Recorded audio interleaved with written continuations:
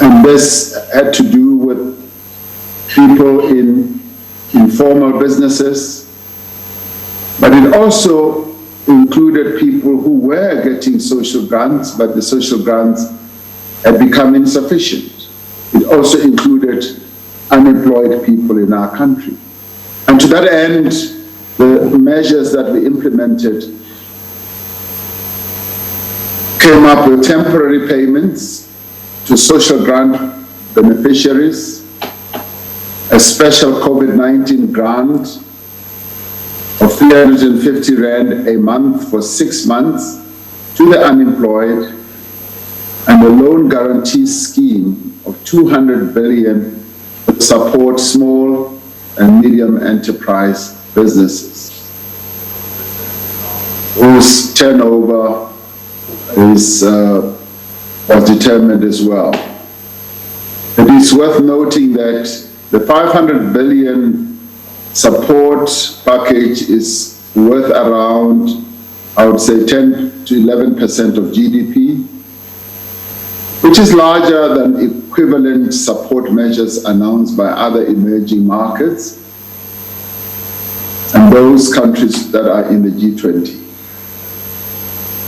The third phase is a comprehensive economic strategy that will be aimed at driving the recovery of our economy as we emerge from the pandemic.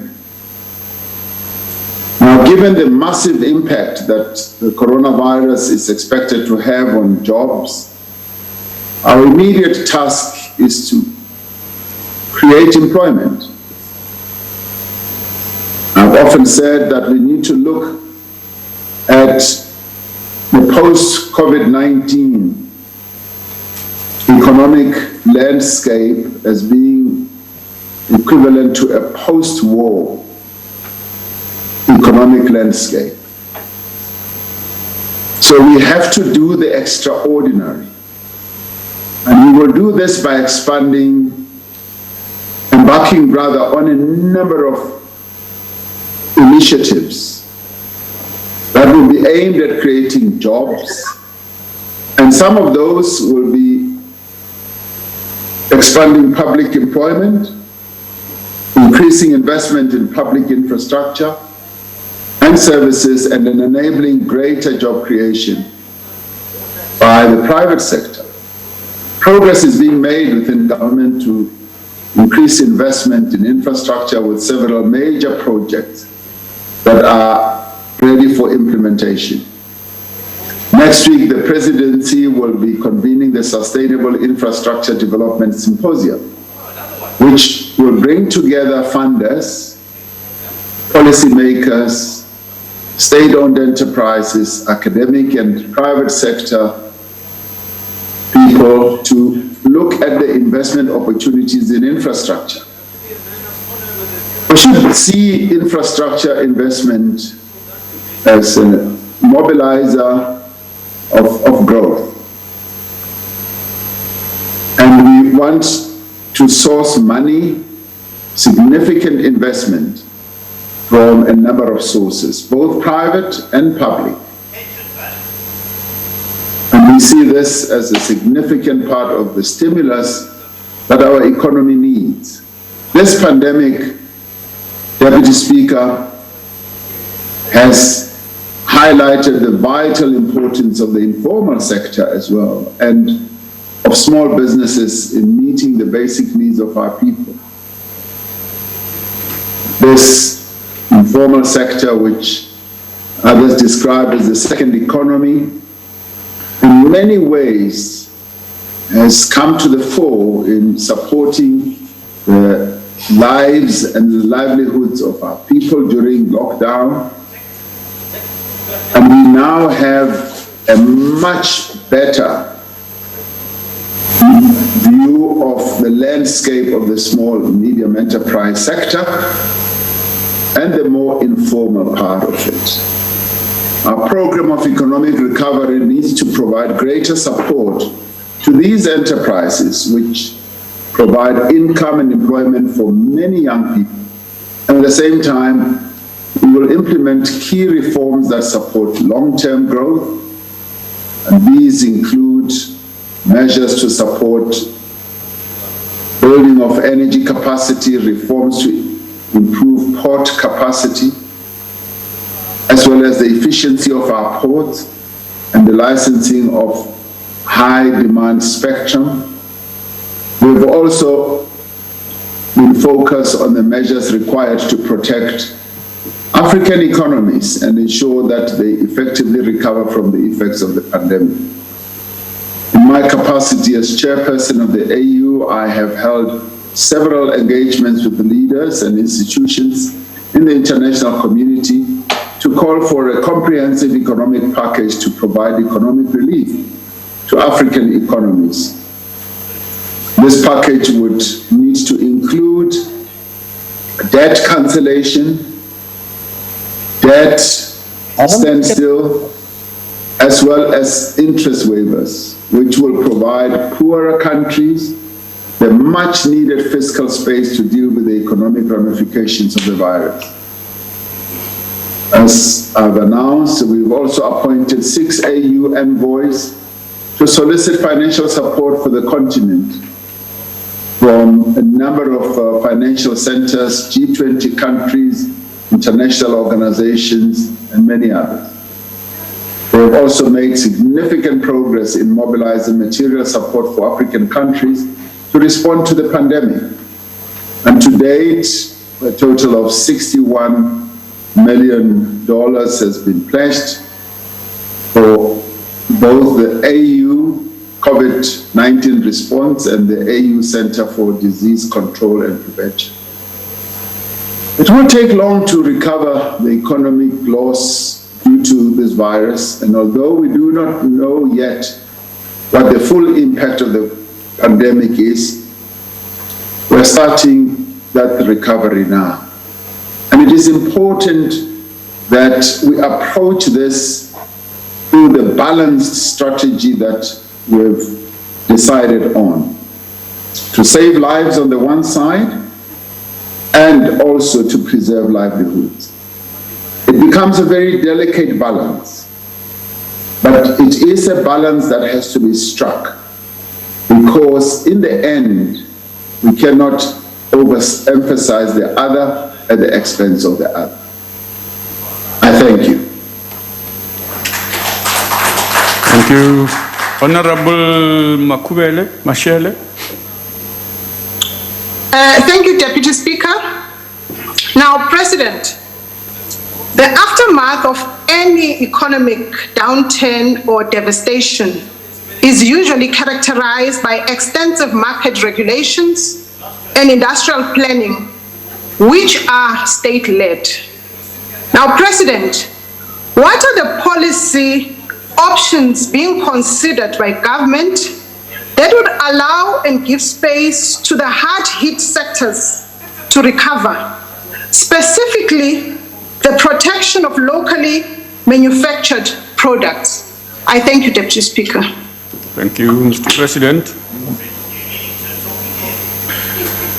Indeed, any, if you like, devastation post-situation, as we now talk about post-COVID as being almost similar to post-war, does in the end lead to a reset of many things, reset of processes, reset of policies, reset of protocols, and we now need to reset nearly everything, because the post-COVID is going to change everything, and I think many people around the world accept that, including central banks that are often quite conservative. They now believe that we've got to look at the rules again. Even us as policymakers, we've got to look at the policies that we've embarked upon in the past and see whether they are still fit for purpose and for the current situation that is now going to confront us post-COVID-19. I happen to believe that, yes, we do need to reset our economy. We do need to reset the structure of our economy. We do need to look at the ways we've always done things. And this is the moment that should herald a new change. And in a way, much as COVID-19 is a dark cloud that is hanging over the lives and the economy of our country, it does have a silver lining. And the silver lining is that it gives us an opportunity to look at the way we've been doing things, our policies and our processes, our institutions, and see whether they are still fit for purpose to deal with the devastation that COVID-19 is going to bring about. So therefore, yes, the state has to play a critical role. Even your more conservative countries in the world are saying the state now needs to play its role. Any post-war situation must be state-led. That is where the state needs to set policies, give direction, and the state, therefore, is called upon, as it has been called upon, to give leadership in the past 80 days. And similarly, it will still be required to give leadership to look at, yes, how the market is functioning and how the market is structured. It will need to look at various policy options, other policy options that we had pre-COVID-19, still relevant beyond that, and that is precisely what we are now looking at in government. Are the time frames that we had in mind still the same?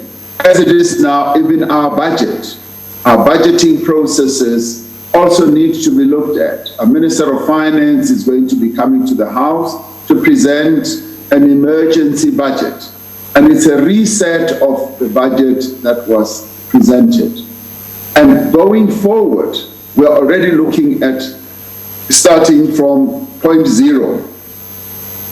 A zero-based budgeting process is now going to be heralded. It's going to be the new order of the day. So we now are going to have a new normal as we proceed forward.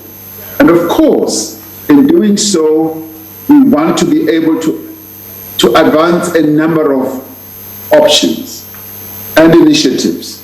The first is many people are going to lose their jobs. We now need to embark on a very vigorous process of creating jobs. We also need to protect jobs that may be at risk at the moment. And we have already, in the 500 billion rand that we announced, part of that is going to be protecting jobs. And so therefore, we are going to be acting in a way unconventionally. We are going to be acting in a way that will protect the livelihoods of a number of our people, protecting jobs, creating jobs. But we will also be looking at new sectors of the economy, the restructuring process of our economy that needs to get underway. We need to ask ourselves, which are the new sectors that we need to look at? The capacity of the state also needs to be strengthened. We need to hasten the strengthening of the capacity of the state. We now need to look to the various subsectors of our economy, but we also need to look at great opportunities that lie ahead. A point of order, Speaker. What's the point of One order? of those is... Mr. President, a moment. What's the point of order? Speaker, just yesterday there was a agreed, position that every speaker must have the approved background of Parliament, and the President seems not to be following in that agreement. I think that it's in order that the President leads by example, puts a background approved by Parliament. Each and every member is given a point of order background, and there's no excuse the President of the country to be using a background that is obviously political, Yes. and does not really speak to Parliament. He must not, even though he's at home, he must at least resemble Parliament, Speaker. as all of us have done. So please, may the President follow the rules as all of us are doing. Thank you. The President is following the rules. He is not a member of Parliament. That rule doesn't apply to him. Honorable members, Honorable President, please proceed. Hello. Point of order. Hello, Reverend. On a point On a of point order, on a point of order, Speaker. out of order. I hope the point is not about the same matter. Yes, let's hear. What are you rising out on? of order. Your ruling is out of order. Okay. President, when he's in Parliament, the rules of Parliament applies to him. Don't come with that kitchen approach of favoring other people and not favoring other people. let me explain, You know very Honorable well that Malema. even if he's not a member of Parliament, Honorable the Malema. rules of Parliament apply to him when he's in Parliament. Honorable And- Malema. As you are encouraging all of us to do, ask him to put a Parliament background. Honorable Malema, listen to me. You've made your point, and I've ruled on this matter. If you contest the ruling, please do what the rules say you must do. You can't contest it during the session. You must write to the Speaker and lay your complaint there. Please. We are proceeding. Mr. President, please proceed. On a point of order. On a point of order, Deputy Speaker. If it's, I hope it's not the same point. If it is, you are out of order in advance. I'm not taking any view on this matter. And I'm advised by the rules to do that. Yesterday, it is you yesterday who said that This matter people is- must not use Can you any switch other off this background. mic, please? And you know I'm very well that advising you the to rules switch of off. the National Not Assembly. using a background, Shivambo. You're not also using the background. Honorable members, please, Out of order. the President will You proceed. allow the President to come. You are allow not the supposed to be President come talking, to a Honorable fireplace Malema. in You are Parliament, breaking the rules. and you Nobody say that's recognized you. acceptable. A president must display a fireplace. in Honorable member, Parliament. Honorable Malema, you are breaking the rules of the Parliamentary. House. Stop talking, please. Stop talking. And honorable members, we have ruled on these matters. Members are not supposed to contest rulings of the House in the House. We are going to put Mimbaula, and there is nothing you can do. Honorable member, okay, you think there's nothing I can do? You watch the space. You watch the space, Honorable Malema, and you have a responsibility How to do you- act. How do you preside with threats? No, Honorable member, it's not a threat. It's the Yesterday requirements you're of the ruling. rules. Today you must test your own medicine. Honorable members, Tell Ramaphosa to put the can you background. switch off switch off the mics, please. Point of Switch order, off the Deputy mics. Speaker. Please switch off the mics. Point of I'm order, not- Deputy Whose mics No, are switching off now? Honorable members, I'm not taking any point of order anymore. Hey, well, whose mics are switching? Honorable members, can you switch off those mics? I have. Which mics? You switch But off. why- There is no point of order I'm going to accept now, because the matters you are raising are about matters that I've ruled upon, and you can't be contesting those in the House. Even on the assumption that I'm wrong, take it to the Speaker in writing as the rules advise you. You can't stop the proceedings of the House on the basis that your way is all our way. It can't be. must be consistent. Honorable President, please proceed. One of the opportunities that this moment heralds is that we've got to focus on areas that we've often spoken about but have not really followed through. Like, for instance, strengthening our industrial base through the reindustrialization process, making sure that there is localization, that we manufacture goods in our country, and ensure that the manufacturing base is once more strengthened. We've seen how, for instance, as we've been scouring around the world trying to get masks and PPEs, that this can give us a great opportunity to have our own masks made here, our own PPEs made here. But this is an opportunity that many who are in the manufacturing base are beginning to take up. So this post-COVID moment, we should utilize to make more South African goods, make sure that we localize, make sure we strengthen our industrial base, and through all this, we will then be able to focus on a number of areas that are going to support the livelihoods of our people, provide better services, and the opportunities post-COVID are quite plentiful. And so therefore, that is why I say there is in the end a silver lining below this cloud, and our third phase, which was going to deal with the economic recovery going forward, must make sure that we build an inclusive economy, an economy that is going to create jobs, an economy that is going to ensure that young people are brought in, they use their capability, their knowledge, and we push the agenda of the fourth industrial revolution, that women in our country get great opportunities and are supported. And we bring in the private sector to invest more and more in the economy as we strengthen our state-owned enterprises as well.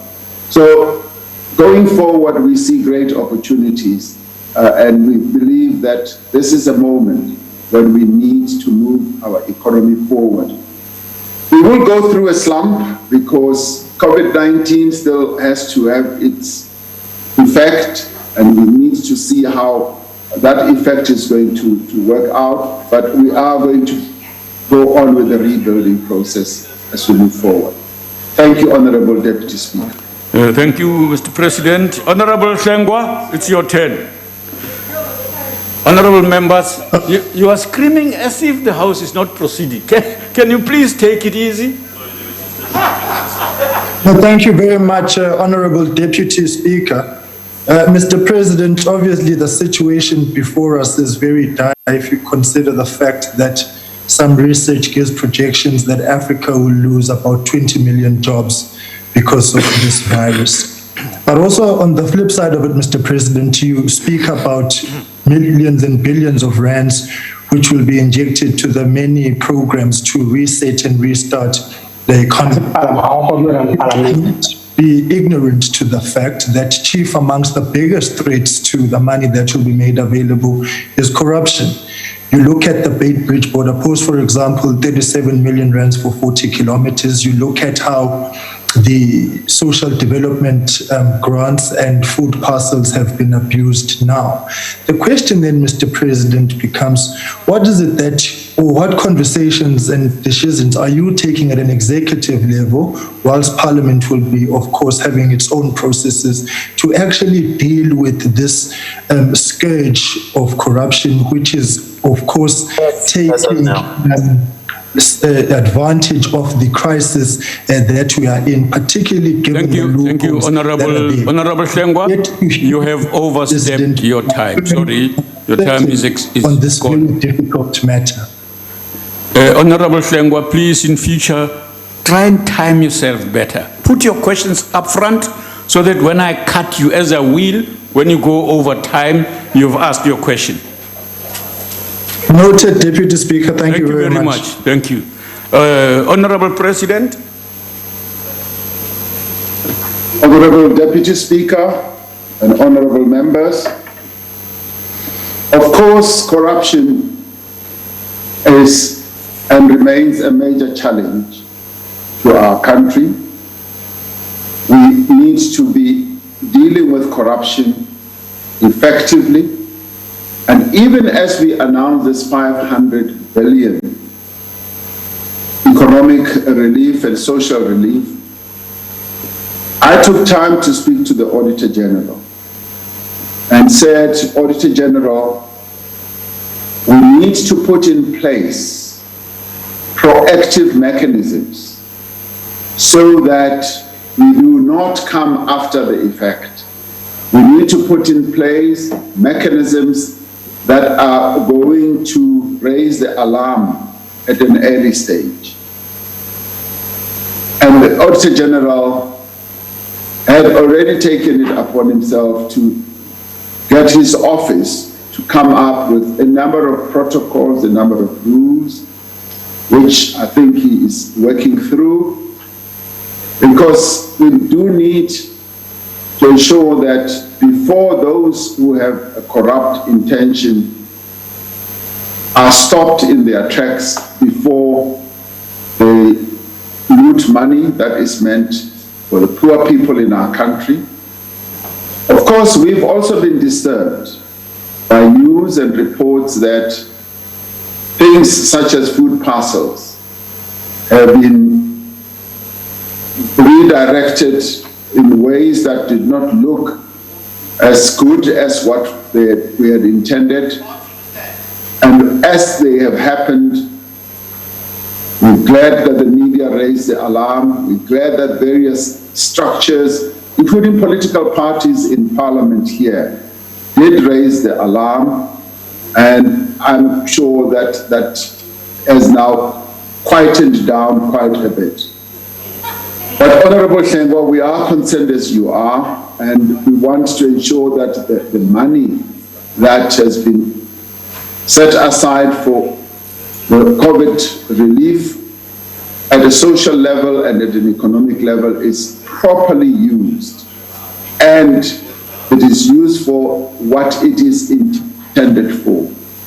And quite a bit of that money obviously is going to be utilized for social grants, which Department of Social Development is dealing with. I was pleased when I heard their report about the distribution of the 350 Rand to a number of people who were not in their system, and that is proceeding, and well more than 1 million has already been distributed, and this week alone they are going to be distributing a further 1 million, and that process that they've set in place is such that the money should end up going to those people that it was intended for. The money that should go as additional grants to the beneficiaries of our grant system will end up going there. Money that will be set aside to assist small and medium enterprises will end up going there. So in the main, the bulk of the money is going to be channeled through the various platforms that we have, and what we need to be alert about is the other money that will be distributed in ways that will need to ensure that it does end up going to those beneficiaries. So we're going to ensure that the 500 billion Rand is distributed in a way where we minimize corruption as much as possible. We will keep a hawk's eye on how all that is going to happen, and we're glad to know that an institution like the Auditor General will also be joining in the act on a proactive basis rather than on a reactive basis. So we will try the best we can, and obviously with the assistance of the various structures in Parliament, we hope that we will have minimized corruption as much as possible. Thank you, Deputy Speaker. Thank you, Mr. President. Honorable, the Leader of Opposition. Thank you, Deputy Speaker. Everyone agrees, including your Finance Minister, Mr. President, that the only sustainable option for the way forward in our economy is through structural reform if we're going to unlock economic growth. In fact, Mr. President, structural reform was the basis on which you campaigned for the presidency of your party and for the country, and yet we stand here in Parliament today, 3 years later, and you've got nothing to show for it. Yesterday we heard we're going to have to spend 33 billion Rand bailing out South African Airways to save 1,000 jobs.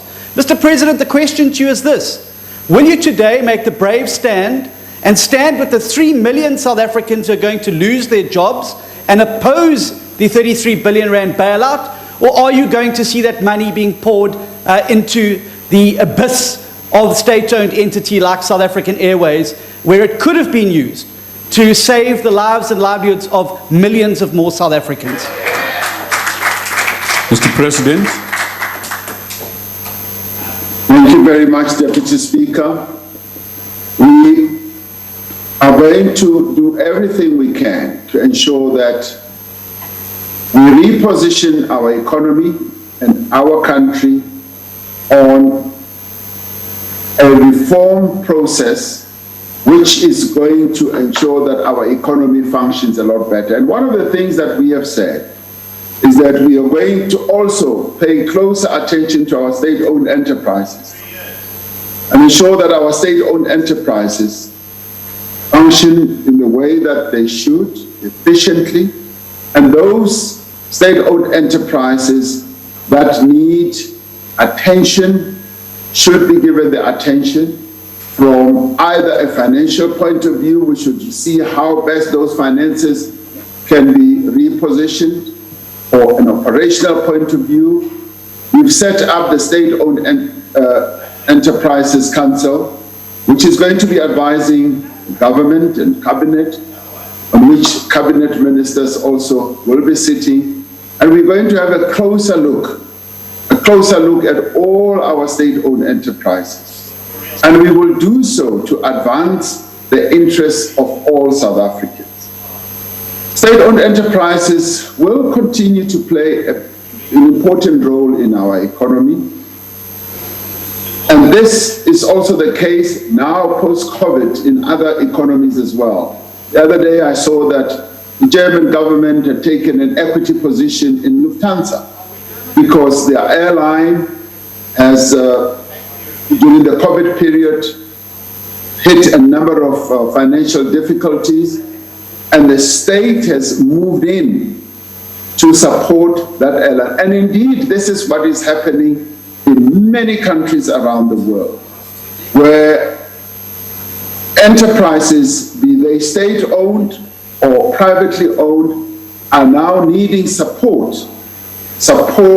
to be able to move forward. Now, you talk about South African Airways, the business rescue practitioners are coming forward with a plan, which we are going to discuss. We're going to discuss precisely what they are proposing. I appointed an interministerial committee, which has been dealing with what the business rescue practitioners have put forward, and we are going to interrogate precisely what they are proposing. The state is already exposed, if you care to know, to the South African Airways saga, if you like, because the state over time, and this did not happen last year or year before last, over time the state acts as the guarantor of the financial fortunes of many of our state-owned enterprises. So the state is already exposed to the tune of 16 billion. And the business rescue practitioners are coming forward with a plan which we will look at very closely, and we will look at the pros and the cons of precisely what they are proposing and the time frame. And we will also look at whether South African Airways can be restructured in any way, shape, or form, and whether in doing so we can look more broadly at our aviation industry. The post-COVID-19 situation gives us a number of opportunities that we now need to look at. And I'd like to invite you as well to look at the post-19 situation through different lenses, a different lens that will say, what do we do to restructure the economy of our country? What do we do also to reposition state-owned enterprises? And if you have any ideas, please bring them to the table, because it is at this time that we are looking at various propositions as we move forward. Thank you very much, Deputy Speaker. Thank you very much, Mr. President. We now move to the next Question 2, asked by the leader of the opposition. On a point of order, Sorry? On a point of order, Speaker. Oh, yeah. Speaker. Oh, my apologies. My apologies, Honorable Shivambo, it's your turn. Go ahead. It was not a mistake, it was deliberate. The question you are responding to, Now, President. Honorable Shivambo, if it's deliberate, then you don't proceed, you don't talk. That's the rule. You will not talk. You are not the president of the country, man. With the government logo. No, you won't speak. Stop behaving like you are drunk. No, you won't speak. Stop behaving like you are drunk. No, you won't. No, Honorable Shivambo. You are this subject. This rules, drunk yourself. These rules were approved upon. We are noting what you are saying, and we are going to check these remarks you are making, and you are not going to speak if you don't change that thing deliberately. You tell in the House you deliberately breaking the rule. There's no way you will be allowed to speak. No way. No, you have to throw me out of the House. No. Honorable members, we made a ruling on this matter yesterday. It will not be changed by the methods you are using. No. You are out of order, Chief. No, I'm not out of order. I'm enforcing the rules that you are part of. Letitia is out of order. He always does. He thinks he's a clown. You are the clown. I must. No, we are listening to you. And this is a recorded session of Parliament, and we will act against it. We will not allow anybody to speak here. Neither are we at your mercy either. Your house. No, Disrespectful. Please ask the question. Stop being disrespectful. Yes. Yes, you stop being disrespectful. Honorable members, it is wrong. We're not here in your favor. It is wrong for you to do what you are doing. You are not going to be allowed to do it. Some emotional. Can I proceed with the question? Yes, on condition you know what you must do. You know the condition, sir. What should I do? What should I do? You have got me on the You switch off. You put it on. You had it on. You put it on. The background. You do it.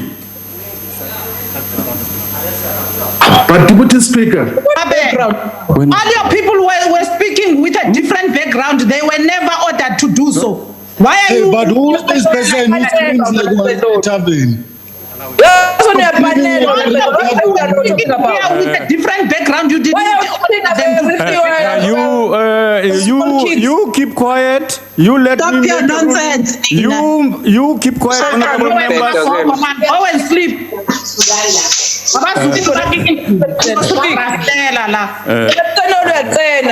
Honorable Shivambo, proceed. Yeah, that's We'll come back to that. Thank you very much. President, I'm advised. Huh? the question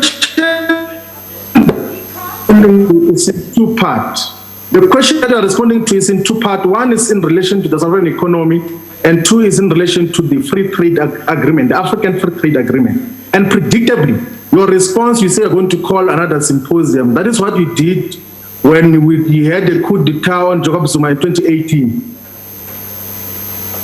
Did symposiums, got lots of commitments on growth and investments. Your friends, the white capitalist establishment, committed to grow the sovereign economy, but since you are in office, South Africa's economy has grown by less than 0.2%, which is the worst since the global economic crisis. And there seems to be nothing. You are saying now that post-COVID we're going to start localizing. And that is a commitment you made when you first locked down South Africa. Why not now? The last question that we want to deal with is that, noting the fact that the economy in the entire African continent is owned and controlled by the colonial descendants, Honorable member, the descendants of colonial settlers.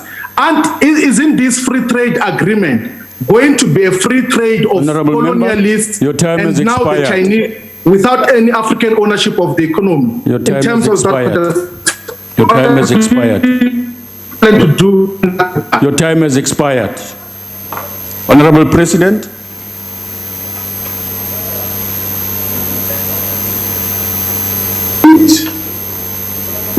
Saying that we need to localize. But the post-COVID situation is going to add impetus to precisely that.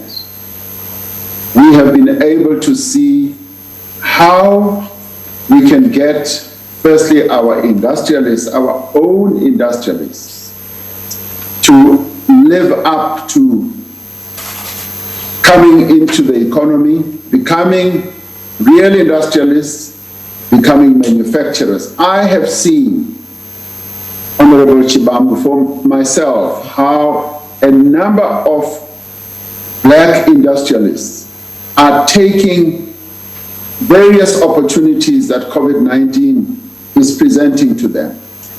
They are making some of the goods that are now needed right here in our own country. They are making the masks, they are making the PPEs, and they now are going to be moving forward to even making the test kits. And many of them are black industrialists. And we need to welcome this. And over time, they will start having economies of scale as to be able also to export. Later today, we are going to be launching a platform for the African continent, where we are going to be able to get all countries on the African continent to buy diagnostic and therapeutic medical supplies. Admittedly, quite a number of them come from other countries, but interestingly, a number of those supplies are going to be supplied by African manufacturers, right from Egypt, right through down to the south. And they are going to be part of this platform. They are going to be selling to the entire continent various supplies, and this is what COVID-19 is presenting to the continent as a silver lining. A number of African, 100% owned African entities on the African continent are coming to the fore. They are going to be part of the Africa Free Trade Area Agreement, and they are now going to also participate in this platform for medical supplies that we are going to set up. So we are seeing the positive side. And what we are also saying is that we need to be encouraging, supporting, and the state needs to be assisting and giving incentives and giving support, both financial and otherwise, to these, in our own country, black industrialists, as many as possible, to help grow the economy of our country. And yes, the economic growth of our country has been tapering down for some time. And what we have been doing is to do everything we can to reposition our economy so that we can begin to accede to higher levels of growth. But post-COVID-19 is going to give us even a greater opportunity to be able to do so. So I am optimistic. I am not pessimistic like some people are. I am very optimistic. And I think that we do have an opportunity, and these are opportunities that we must yield. And if there ever was a time for us to be able to bring in more and more black people into the industrial base, the manufacturing base, this is the time that we need to utilize. And that is why we are saying the restructuring of our economy is a moment that we now need to grasp. Thank you very much, Deputy Speaker. Thank you, Mr. President. The second question... Deputy Speaker, may I raise a point of order? What's the point of order? Deputy Speaker, Honorable Shivambo said that the president led a coup d'etat against former President Jacob Zuma. That is correct. There was no coup d'etat. And I request that in terms of our rules, you should withdraw the statement. Honorable members, we'll look at it and we'll come back on that matter.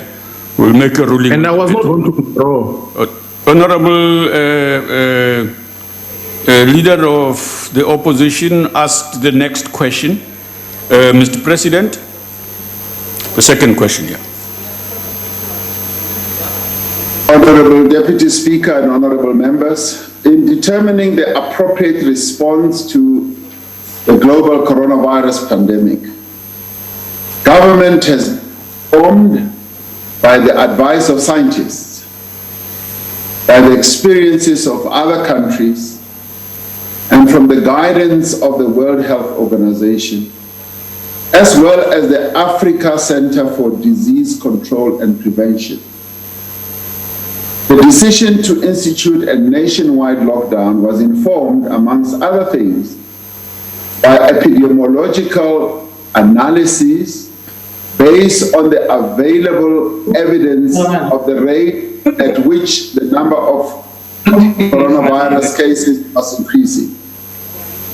This provided modeled estimates of over 1 million infections at peak.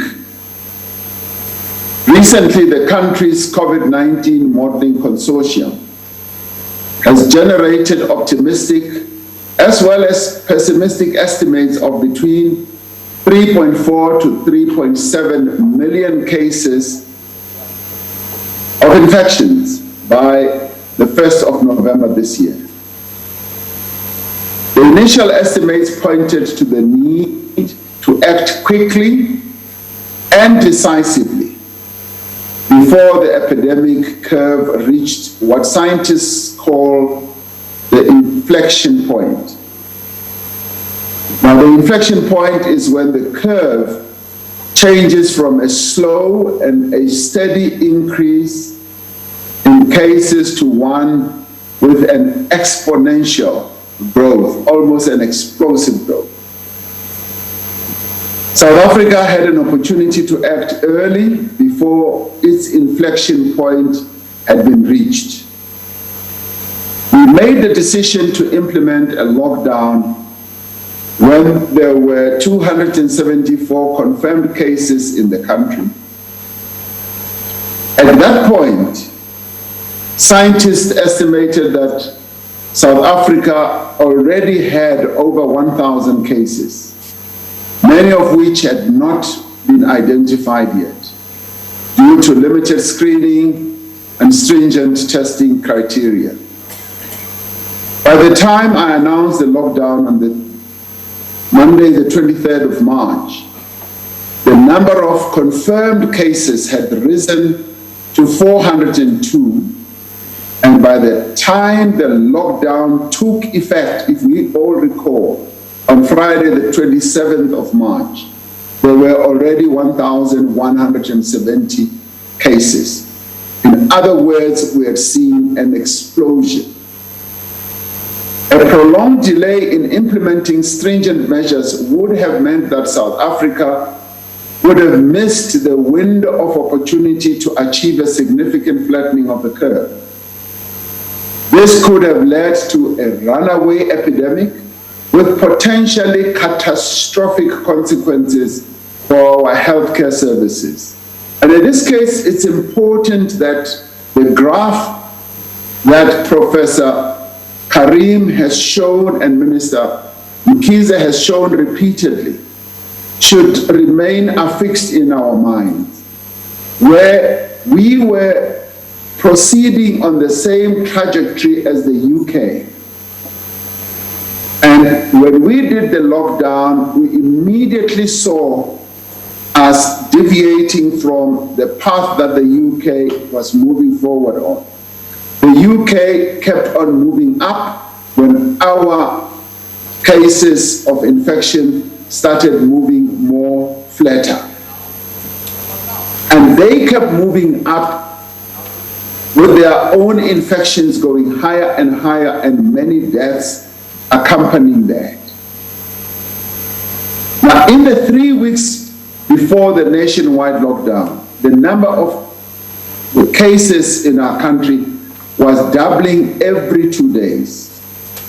During the course of level 5 lockdown, cases were on average doubling only every 15 days.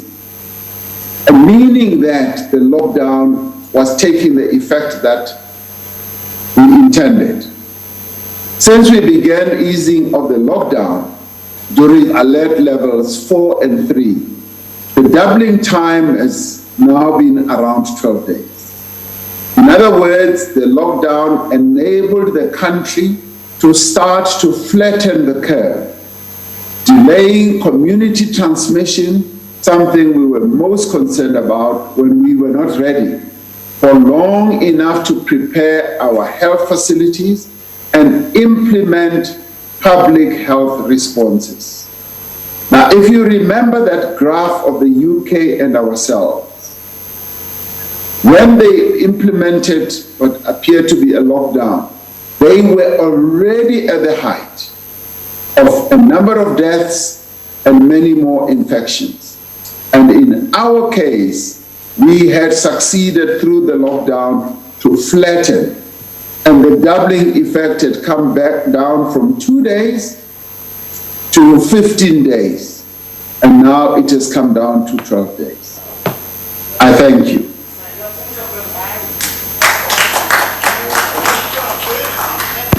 Thank you. Honorable, the Leader of the Opposition. Thank you, Deputy Speaker. Mr. President, at the beginning of the pandemic, you asked South Africans to make sacrifices. And South Africans have complied, and this has come at a huge cost. Many have lost their jobs and their businesses that they've spent years building up. However, Mr. President, you and your government have not played your part in the pandemic by being transparent with how you have made these decisions and the data and modeling that informs them. You've withheld all but the very top level COVID data from the citizens of this country, including the model which you say you have relied upon to implement the lockdown, the initial lockdown, but then to extend the hardest, longest and most brutal lockdown in the world during this period. Mr. President, why do you believe that citizens who've sacrificed so much do not have the right to this information? Mr. President. Brutal. Thank you. Thank you, Honorable Deputy Speaker. The information that I have just disclosed now is information that we did in time disclose. One of those was one of the most horrific, where they said we are possibly going to see up to 40,000 people dead. And discussing it within our own ranks, we said there's just no reason why any information, modeling or otherwise, should not be disclosed to South Africans. There's no reason why we should be acting in the dark. Every piece of information about this should be disclosed. And I'm very pleased that the Medical Advisory Committee that Dr. Mkhize set up to advise government has been able to come up with a number of advisories. And of course, we've also seen how a number of the members, 51-member Medical Advisory Committee, have had diverse views. And we have not shied away from saying, yes, even if they have diverse views, those diverse views must be heard. There may well have been a blip along the way, but we've said, if they have diverse views, and if anyone, scientist or otherwise in our country, has diverse views and modelers, and we've had chartered accountants doing quite a lot of modeling, actuaries doing quite a lot of modeling. The consortium of modelers has come up with a lot of modeling.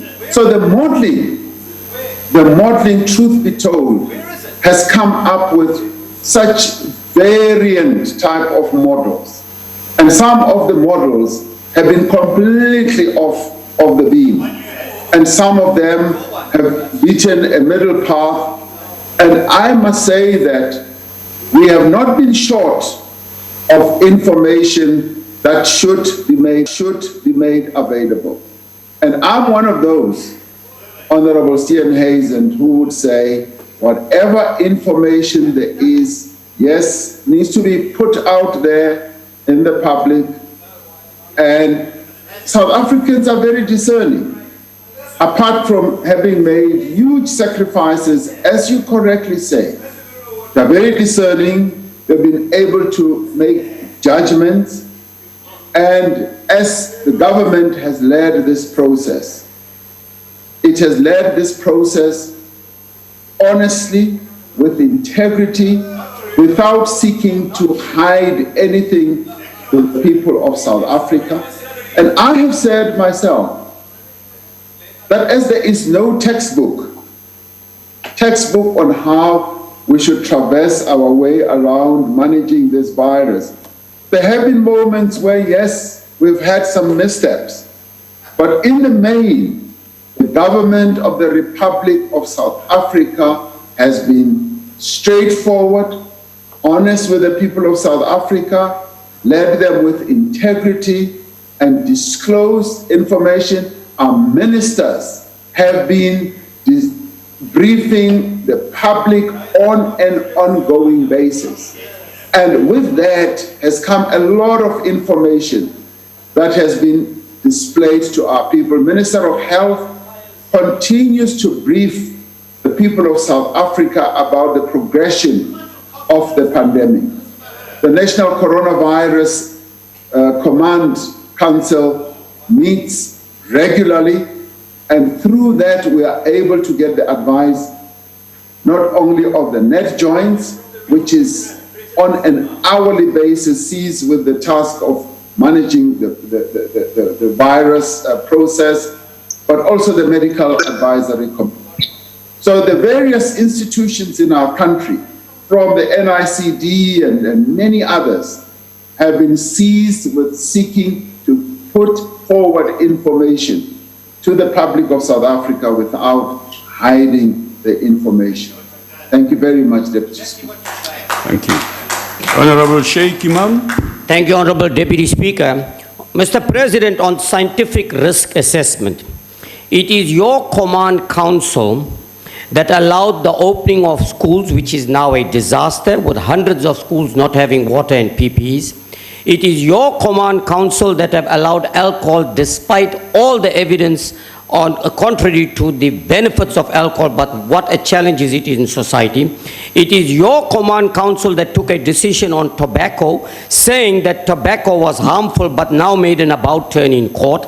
It is your command council that has said it is safe to travel by air, despite the evidence to the contrary that it is not safe to travel by air in a full flight. Now, what scientific evidence did your command council rely on to take such decisions? And very importantly, Mr. President, you repeatedly talk about strict protocols. Hundreds of regulations were made. What measures has your command council put in place to ensure there's a high level of compliance to ensure that we limit transmission? Thank you, Mr. President. Mr. President. Thank you very much.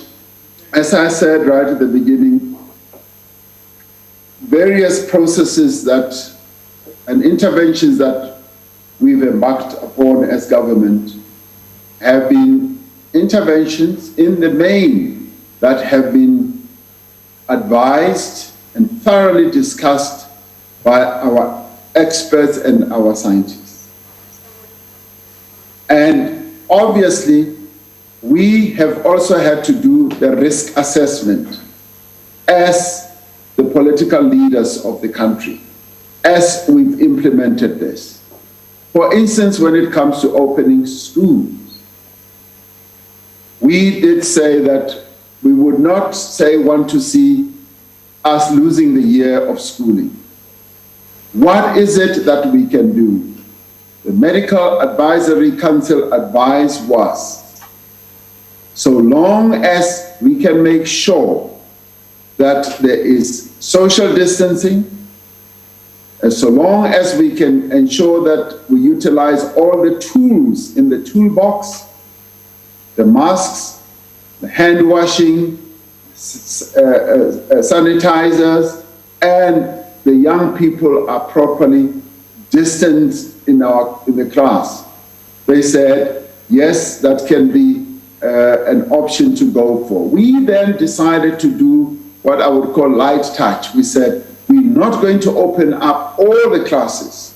We're going to open up the two, if you like, finishing classes, grade 7 as well as grade 12. And that is what we decided on. And it was risk-adjusted based. Yes, admittedly, as Honorable Imam says, many schools have not had the protective equipment, and that is being looked at and that is being worked on. Minister of Basic Education is continuously monitoring the availability of all those at all the schools in our country.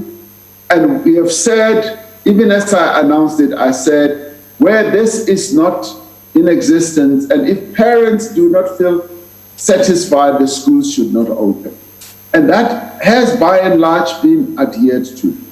Yes, of course, there have been infections where young people have been infected and brought infections in the schools, and that has been immediately identified and measures have been taken. And the view we've taken is that this virus is going to be with us for a long time, possibly for years. And we therefore need to live with the virus, manage it, and ensure that we adjust the risk. And as we do so, ensure that our people are safe, but as we move on, particularly on the economic side, that we save livelihoods as well. The issue of alcohol was discussed quite thoroughly by the various structures, including the National Coronavirus Command Council. And it was felt that if we can put in place the various measures of ensuring that even as we open alcohol at this point in time, we should try and restrict as much as we can. Now, of course, as we opened it, a number of our people in South Africa started going way overboard. And as I was saying yesterday, it has led to abuse as well. And this is the debate that we should have as a nation.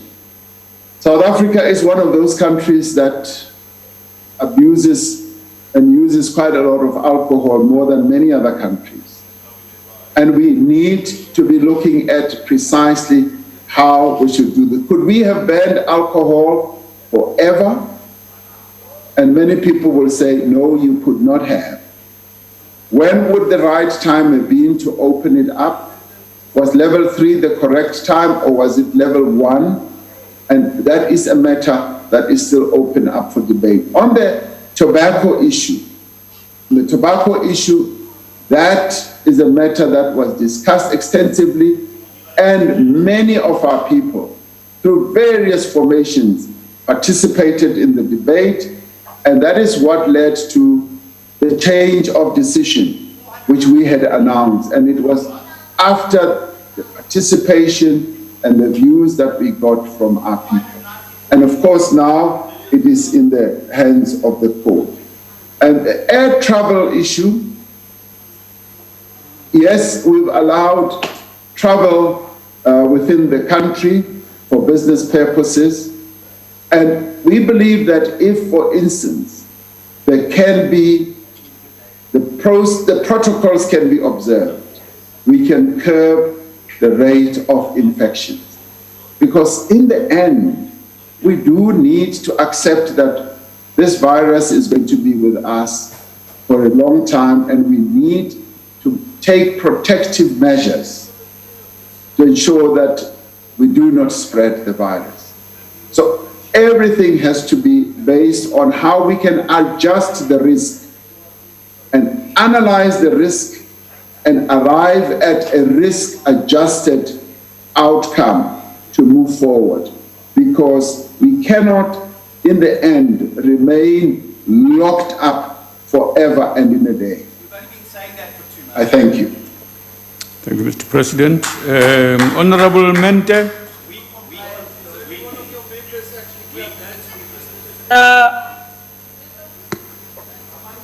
Yes, thank you. Mr. President, with all the scientific evidence that the NCCC has got, you still have not released the statistics on the basis of race of all those that are affected, in fact, infected by the disease, and those that have passed on. We still want that. If then that's the scientific proof to indicate to all South Africans as to who is affected the most by this virus. Secondly, we need detail on specific actions that you have taken to ensure that our health system is not overwhelmed when the coronavirus reaches its peak.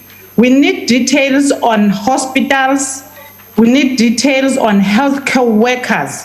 Will there be enough of them? We need details of the testing kits that the country has got now and the ventilators. And we want to know, because right now the country has got only 3,300 beds, both in public and private hospitals. Honorable Member, your time has expired. And that's not enough to accommodate. Your time has expired. Honorable Member, please. Your time has expired. Honorable President. Honorable members in the front benches in the ANC here. You are out of order. You can't be screaming across the way you are doing right now. Please. You too in the left. No, you too. You've been doing it together. It's out of order, members. No, you can't be this disorderly, man. Please. Order. Honorable President. Thank you, Honorable Deputy Speaker. The Honorable Member would like us to give statistics on a race basis. The statistics are available as they've been accumulated on age and region and all that. And I guess they've not been classified on a racial basis. And they're also available on a gender basis. And I think that should already have been made public, as I think it has. So the classification on a race basis, in my view, has not been done. But I've heard what the Honourable Member is saying. With regards to the details on, say, hospitals, in relation particularly to our health system being overwhelmed, we've said that the period of the lockdown from level 5 to level 3 has given us the opportunity in our health system to be ready to do a whole number of things and to embark on a number of interventions. We have, for instance, the capacity that we now have is 404 quarantine facilities with 37,000 beds. And a number of them have already been activated. Almost 15,000 of these beds have been activated. And we're waiting for the activation of the others. 27,464 hospital beds allocated for COVID-19 patients, and of whom we've got 2,500 critical care beds. Now, of course, we need more. I have been at pains as I've traveled around the country telling our provinces that we need more of these beds. And we're utilizing the period that we are in now to get more of these beds. The health workers, we've got to have more health workers, and a number of health workers are also testing positive. We've got 1,076 nurses and 163 doctors who have tested positive, but we are going ahead recruiting other health workers who will come in. All our provinces need more health personnel. And I've said that within the allocated resources, we need to be getting more and more ready. And I've said that we can never be more ready for COVID-19. We've almost got to be over-prepared because the peak is still coming. And as we reach our peak, this period of the lockdown must have prepared us for it so that we are able to deal with the cases. And unfortunately, because our health system is at the level where it is, we've been seeing more recoveries, almost 55% recoveries. And all this is due to the health system. It is not yet where we want it to be, but at the same time, it is a health system that has been ensuring that those who recover do recover well. And 55% recoveries is quite a good number, but we would like to see it going higher and higher. I thank you. Thank you, Mr. President. Honorable Dlomo, the chair of the committee, it's your turn. That's the question. Thank you very much, Deputy Speaker. No. You have asked the question. You wait for the president to answer. Huh? Is it a supplementary question? Oh, yeah. Oh, you're one of it. I'm not against abantu basembungu. Ngicela ukukhuluma mfowethu.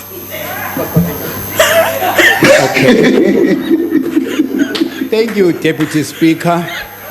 I'm asking a supplementary question to the President. In your address to the nation yesterday, Honorable President, you made reference to a term called doubling time, and you explained that term so well last night. There's another term, Honorable President, that scientists have also used, and you have made a reference on it now, the term called inflection point. Inflection point, just for the South Africans, is a point at which the epidemic changes from growing slowly to a point where it is growing exponentially. Can the President provide an indication on what may have happened in South Africa if the President did not act before the inflection point? Perhaps looking at what happened to countries that acted long after the inflection point. Thank you very much. Thank you. Mr. President. Thank you, Deputy Speaker. It is good to get an accolade from a medical doctor on medical terms. Honorable Deputy Speaker, if we had not implemented the lockdown when we did, we could quite easily have been speaking about thousands of South Africans having died. And our infection rate would have been much higher than what it is. We have been commended for having moved early, and it was not an easy decision, not only for the leaders in government, the cabinet, but also for our people collectively, because the reality of what we needed to do came suddenly. And in a way, it was when Dr. Mkhize came forward and said, from a medical point of view, Mr. President, this is what we are seeing. This virus is soon going to get out of our control unless we act. And we paused for a while, but in the end, as we saw the infections, Right at the beginning, Dr. Mkhize called me twice a day to say, we now have so many, we now have so many. And even as he did, my heart started racing more and more, realizing the weighty situation that we were under. And it was then that the cabinet decided that we needed to act quickly. It was a collective decision. And as it turned out, it was a correct decision, because had we not done so, and we've done a demonstration, Dr. Zomo, Honorable Zomo, with the graph that I referred to earlier with the UK, not putting the UK down or any country down, but those countries that did not act as quickly as they should have found that the infection rate was galloping out of control. And we were rather fortunate. The World Health Organization, the United Nations, the Africa Center for Disease Control has complimented South Africa for the measures that we took when we did, because the action we took demonstrably flattened the curve. It demonstrably did flatten that curve, and it gave us an opportunity to get ready as we are continuing to get ready, but also to spread the message, to get South Africans to change their behavior, to get South Africans to behave in a way that demonstrates that, yes, we are going to live with this virus, we therefore have to change the way that we live. I thank you, Honorable Deputy Speaker. Thank you, Doctor. Thank you, Mr. President. Honorable Thandi Modise, Madam Speaker, are you ready?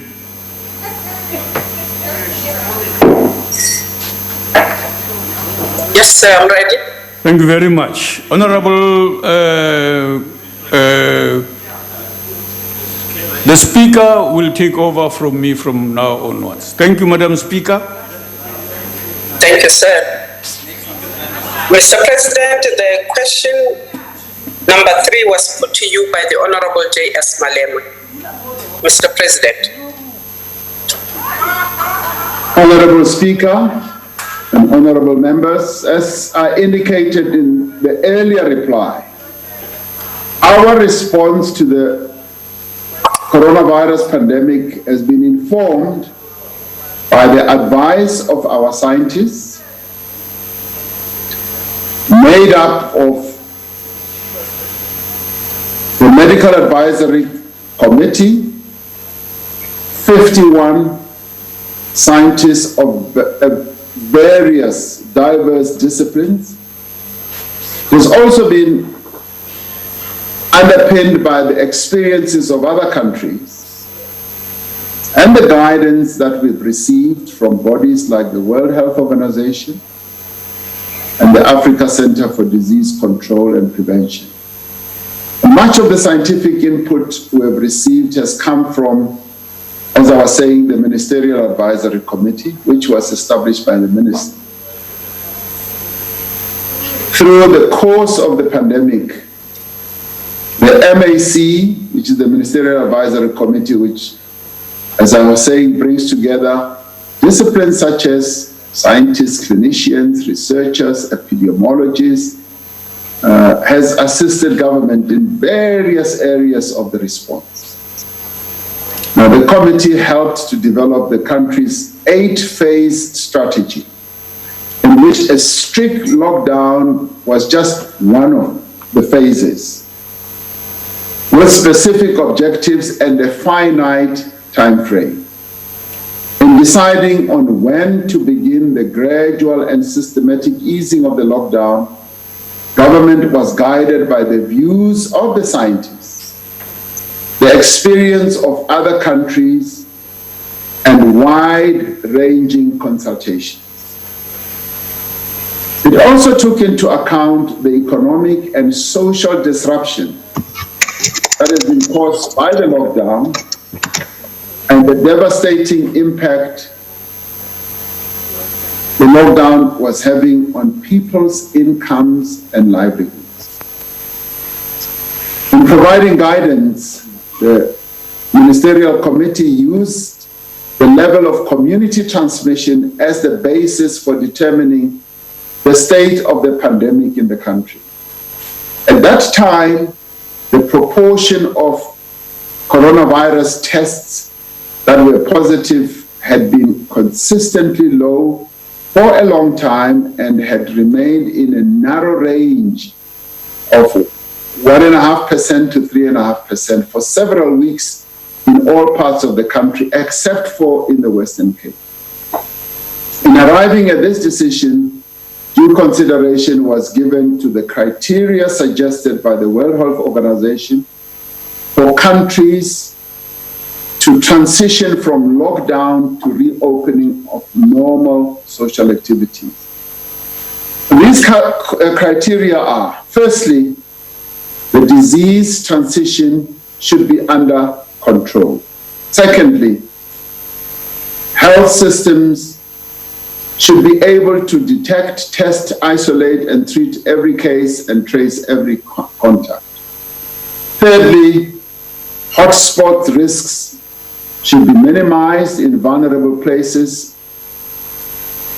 Fourthly, that schools, workplaces, and other essential places should have established preventative measures. And fifthly, that the risk of importing new cases can be managed. And lastly, that communities are fully educated, engaged, empowered to live under a new normal, that is, to live with the virus. In an advisory to the minister, the Ministerial Advisory Committee noted that some of the WHO criteria may not be appropriate for South Africa. Unlike several other countries, South Africa deliberately implemented a lockdown early in the progression of the disease as a strategy to delay transmission. I may add here that we were not the only country to immediately implement a lockdown. There were a number of countries that moved at the same time as we did. There were also countries that did not. And we did this knowing that we would not be able to bring transmission under control by the time we had to ease the lockdown. But that it would give us the time, as I've been saying, that we needed to strengthen our health system and put a comprehensive public health response in place. Now, the WHO has supported South Africa in this approach. In considering the transition from alert level 5 to alert level 4 and then subsequently to alert level 3, I engaged with numerous stakeholders, including business, labor, community representatives, political party leaders, premiers, mayors, traditional leaders, and religious leaders as well. And this we did so that the government can have the views of these myriad of stakeholders before transitioning to the next level. Now, as the National Coronavirus Command Council, we remain committed to consult widely with diverse stakeholders in taking decisions that will both protect the lives of our people and support their livelihoods. And it is on this basis that we have been able to take the decisions we took, including delineating certain areas of our country for differentiated type of approaches. And the differentiated approach, which is already showing good signs of benefit. So all what we have done was not thumb-sucked.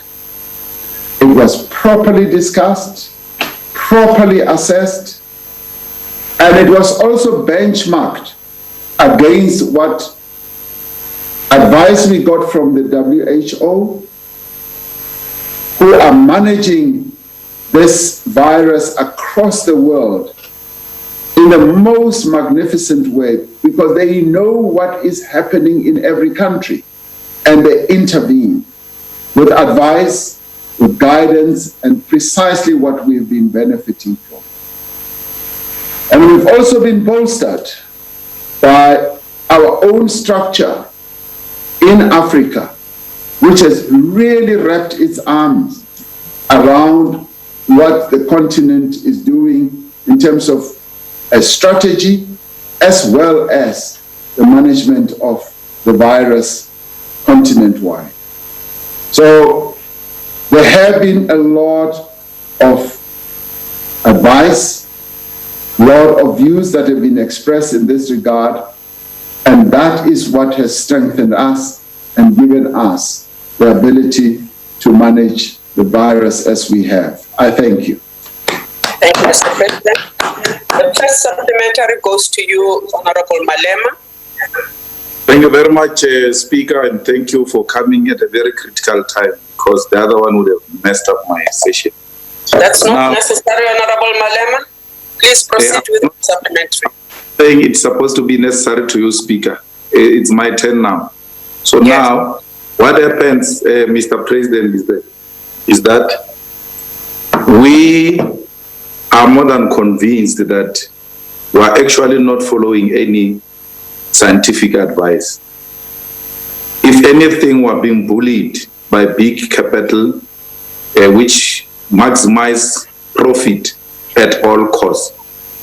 Because what type of scientific advice will advise that the president of a country should address or answer questions in parliament sitting in his home next to a fireplace and allow children to go to school? Because the president who's got all types of resources can address parliament.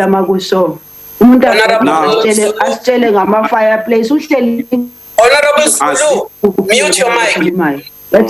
You are sitting comfortably in your own home as a leader of a country who follows science, and your science says take children to schools, to the streets, to go and fight this pandemic, while all of us are in the comfort of our own home.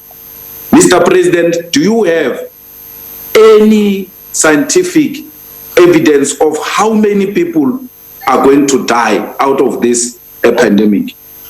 Have you been given an advice as to within a particular period of time we can expect that South Africa will lose so many lives, or we are just going as usual without even anticipating or knowing what are the expected infections and what are the expected death within a particular period of time? Because we know, Mr. President, that you are chasing only profits and not lives. You've got a history of sacrificing life in Marikana for profit.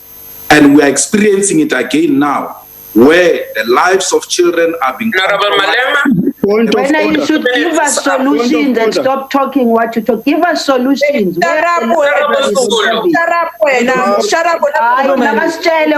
libraries? He must stop insulting the president. He must stop it. Malema is also at home on the fireplace. Malema is also not in parliament. Honorable members, if you have not been recognized to speak, do not unmute that mic, because otherwise I will give instructions for that mic to be muted. You will respect us because we are on parliamentary business. Honorable Malema, you are wrapping up your supplementary. So, I mean, there is no any science that can say to you, Mr. President, sell alcohol, it is safe to sell alcohol. Because you will know, science will advise you that once you sell alcohol, the trauma units are going to be Honorable Malema, your time is now expired. And we'll have to divide the resources. Honorable Malema, your time is up. Mr. President. Thank you, Honorable Speaker and honorable members. We We have said repeatedly, and I said that in my main reply, that we have been advised by top scientists in our country, and we've also benchmarked what we are doing here against what is happening in other parts of the world. Many parts of the world did not do what we did. Our lockdown was hard. We will concede that. We went on even to restrict things that many other countries did not restrict, like alcohol, like cigarettes, and the buying and selling of a number of items. But we knew that with time, we were not going to be able to keep to the lockdown forever. Because it is impossible to lock any country down forever. And let me say, many other countries around the world are having to deal with the challenges that we are dealing with. Some eased their lockdowns and reverted back to harder lockdowns. Some did not lock down what we did, and they have paid the price for it. And we've been well advised to do what we are doing on a gradual basis with the necessary advice. The opening up of schools, we've explained how this has evolved. Many countries have opened schools and others have not. And as we observed the opening of schools around the world and the protocols they were putting in place and the advice that we got, we realized that yes, we could do exactly the same, but with even harder a protocol. And that's what we opted for. The issue of alcohol, I have explained it. The issue of tobacco, I have explained it. And all this has been well discussed. And let me even say that the discussions even ensued at the NEDLAC level, where labor, communities, and business are represented. Where as we moved from level 5, the consultations were quite broad, very broad and detailed, and backed up by the scientific and the medical advice. We were able to package all that and say we can move forward on a risk-adjusted basis. Adjusting the risk, and of course it is a risk. Like everything else would be a risk. But what I would like to reiterate is we've been resolutely committed to saving lives. When we took the decision for a lockdown, the overriding objective was to save the lives of South Africans. And that continues to guide what we do. It guides our actions. But at the same time, we've also said we need to preserve livelihoods. Now, when we introduced or announced the 500 billion assistance package, we knew that for the most part it was going to be a stopgap measure. It was going to help to stabilize the lives of our people. It could not go on forever. And that is why even with the social grants, they were time-based. They were not additions to social grants, including the COVID-19 350 Rand. It's not forever because we don't have the resources. But we knew that we needed to act and to come in and support the livelihoods of our people. Now, there is no government in the world that can continue to support the livelihoods of its citizens having closed up that which gives them a livelihood, which is the economy. And we therefore said we would open certain sectors of the economy, as we have been doing on a gradual basis. And we've been seeking to do it in a responsible manner and moving from the very hard lockdown, which we knew could not go on forever. Because for that lockdown to go on forever would mean that our economy would be completely destroyed. And the livelihoods of our people would also be destroyed. As it is now, as a result of the economy having been closed, the revenue base or the taxes that need to be paid right across the board, from taxes from personal income, company income, VAT, excise duty on alcohol, taxes on tobacco, all those have gone down. And the big hole that we now have is almost 300 billion. 300 billion that we could have had to support services, to support our people. It was a sacrifice that all of us had to make. We've made the sacrifice. Continuing to close the economy would have meant that we completely wipe out the tax base that we've got and possibly even destroy it, because some of the companies, honorable members, will not be able to reopen. Some of the companies will be closed down for good. And that is a huge price to pay because it impacts on livelihoods. And may I say, in the end, we have not yet counted the number of jobs that would have been lost, that we are going to lose post-COVID-19. As we speak now, many people, and I say this with a heavy heart, many people are going to lose their jobs. And it is this that this government needs to manage.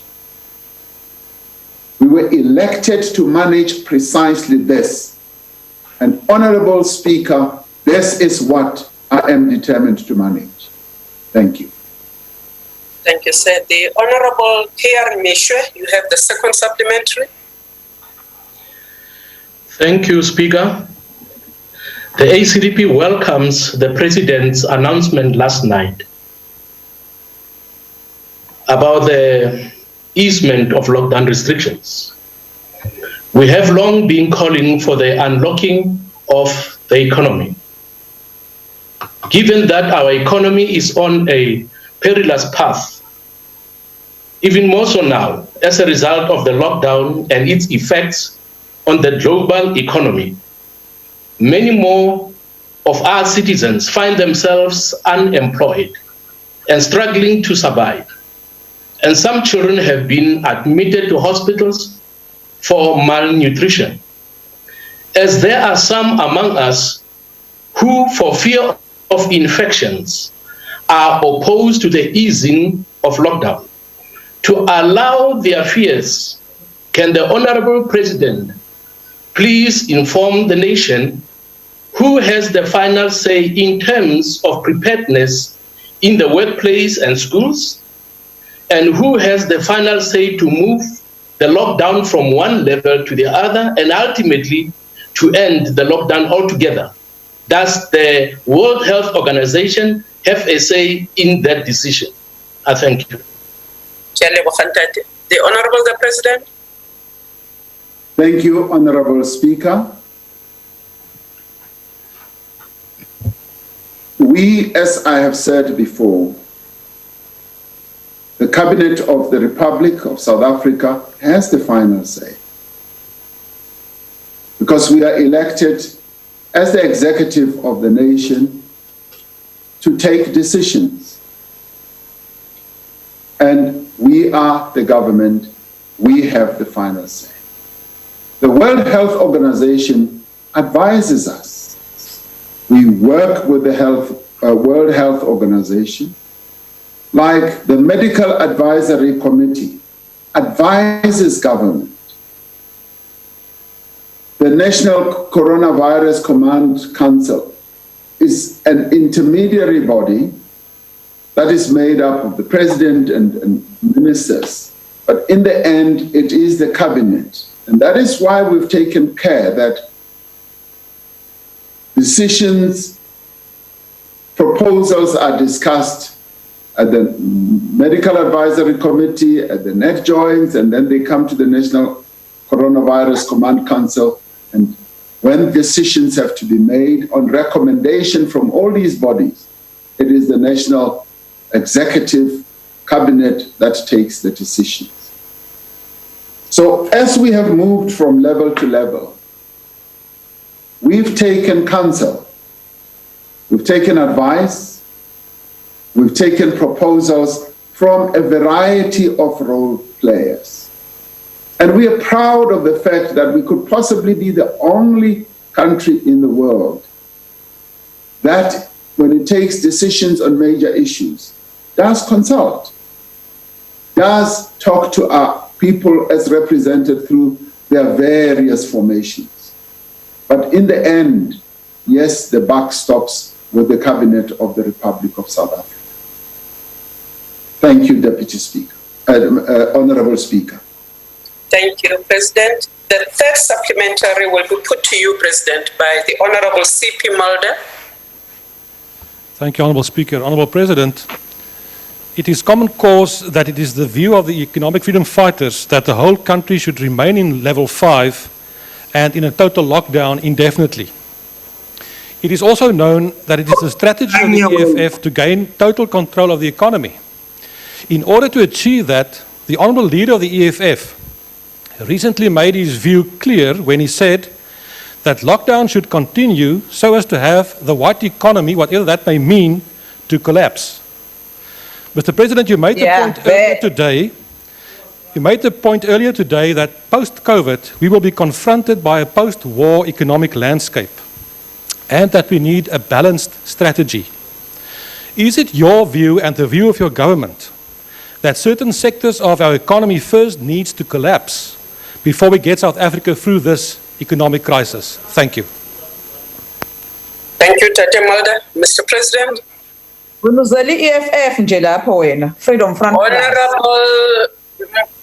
Mkhalipi, stop it. The Honorable the President. Honorable Julius, I'm not taking points of orders. No, on a point of order. That Afrikaner can't speak for. No. Honorable Malema, we're not doing that. We are in a question session. Honorable President, take the platform and respond.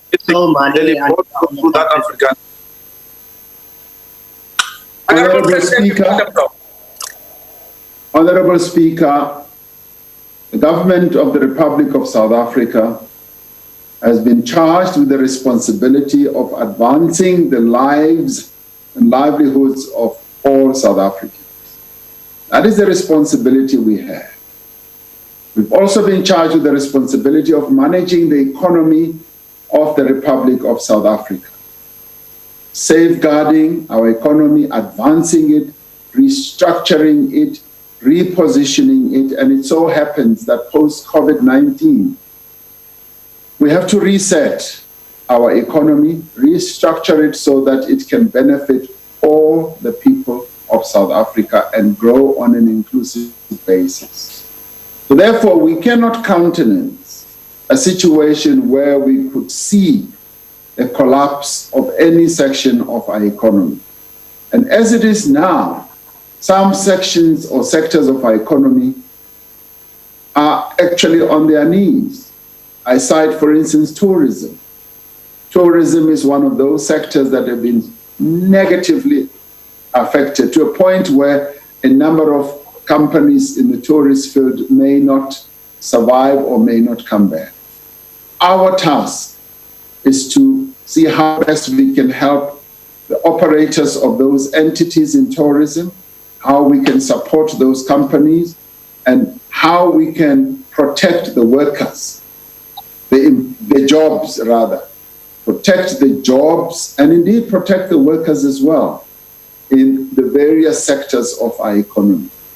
Our approach and our thrust is to boost the various sectors of our economy, but we want to do it on a collective basis where all South Africans participate in advancing the fortunes, if you like, of all South Africans. I thank you. Thank you, Mr. President. The last supplementary on this question will be put by the Honorable M.G. Matlaule in the chamber. Thank you very much, Speaker. The Honorable the President, please find comfort in the fact that the members that you lead of the ANC are in the chamber, they are back at work. Yes! The same thing can't be said about the EFF. It is very disingenuous for parties who pretend. It is disingenuous for parties who pretend to be Marxist to present government policy choices in combating COVID-19 as a false dilemma, a choice between either saving lives or saving livelihoods. That simplistic choice is just not available for our government. Now, the question, President, is that what has government learned from the consultations with various stakeholders that has helped it to arrive at the decision to implement the risk-adjusted strategy? And does the President believe that our people are capable of taking responsibility for their own health and well-being with the support of government, or government, do they need a nanny state as other political parties are suggesting? Thank you very much. Thank you, sir. The Honorable the President. Thank you, Honorable Speaker. I'd like to start off by explaining the decision, a difficult decision that we took to answer questions online through this platform. Soon after answering these questions, I have to participate and lead a process at a continental level, which is being done on a platform that is quite different from other platforms, but which only exists where I am. I have to lead a process of launching the continental procurement platform that we are putting together, which is going to be responding to COVID-19. We agonize quite a lot about whether I should come to Parliament or do it from this base where I am. It is only for that reason that we soon after this, in fact 30 minutes after this, an hour thereafter, I have to join other heads of state to launch this platform. I truly apologize. I would have wanted to be in Parliament. But coming to Honorable Mhlaule's question, Honorable Speaker, in arriving at a risk-adjusted strategy, we consulted quite extensively, and we listened to quite a number of formations around the country. And in fact, one could say, didn't we over-consult? But we felt it was necessary to hear the views of various stakeholders in our country. And in our consultation with each, when it came to their own sectors, they said they are prepared and able to risk adjust, to adjust the risks, respond to the risk, and mitigate the risks that would obtain in the opening of any sector or any economic activity. And in our process of consultation, we were satisfied. And in fact, we were heartened by the manner in which the various leaders of the various sectors were coming forward with suggestions themselves. But what was even more heartening was the fact that they were prepared to bear the cost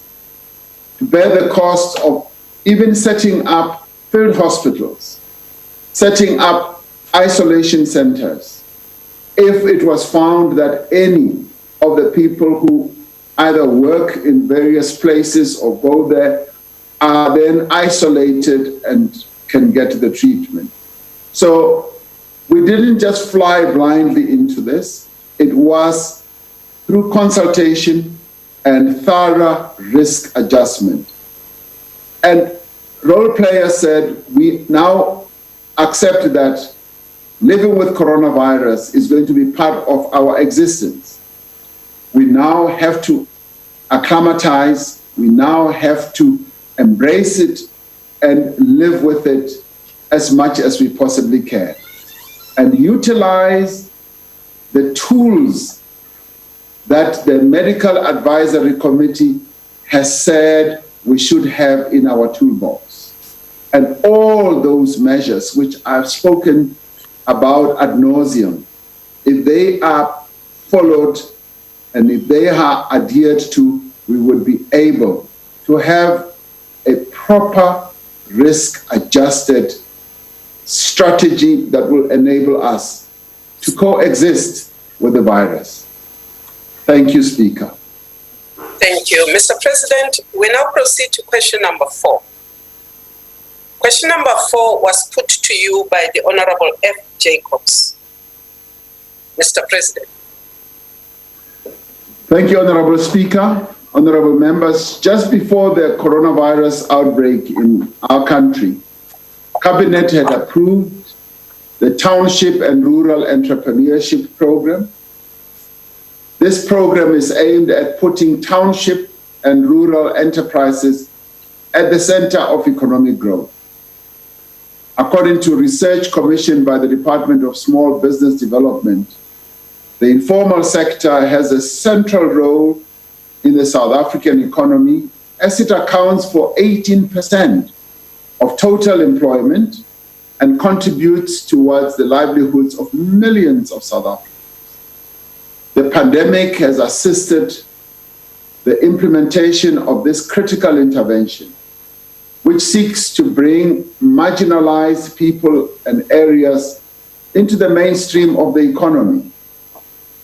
As part of our package of responses to the pandemic, we have been providing financial and non-financial assistance to the informal sector to cushion workers from the economic effects of COVID-19.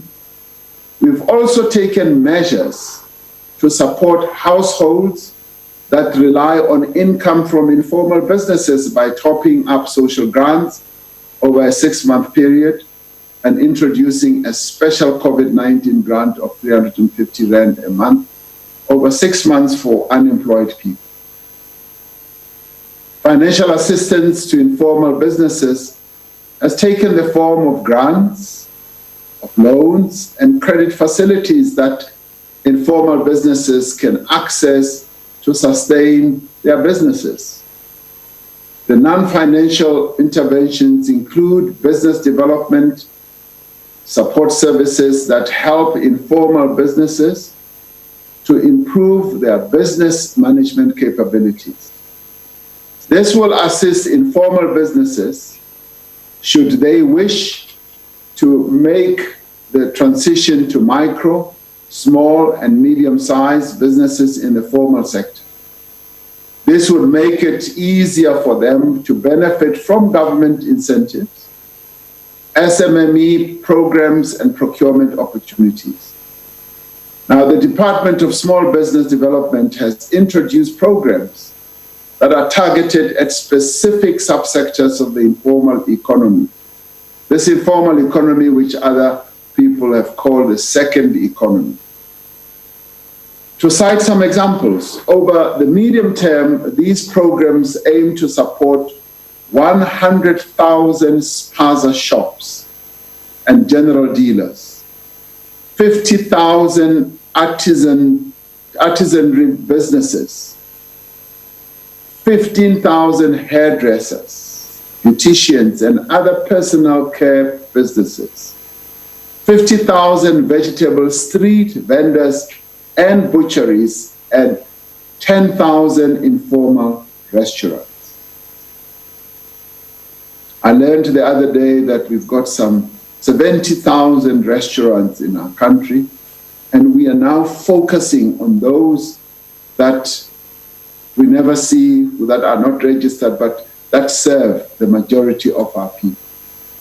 Other programs include the small-scale automotive aftermarket support scheme to support 5,000 informal businesses over 12 months, and the bakeries and confectionery support program targeting 3,500 businesses over 12 months. Some of these programs have already been implemented and are gaining traction.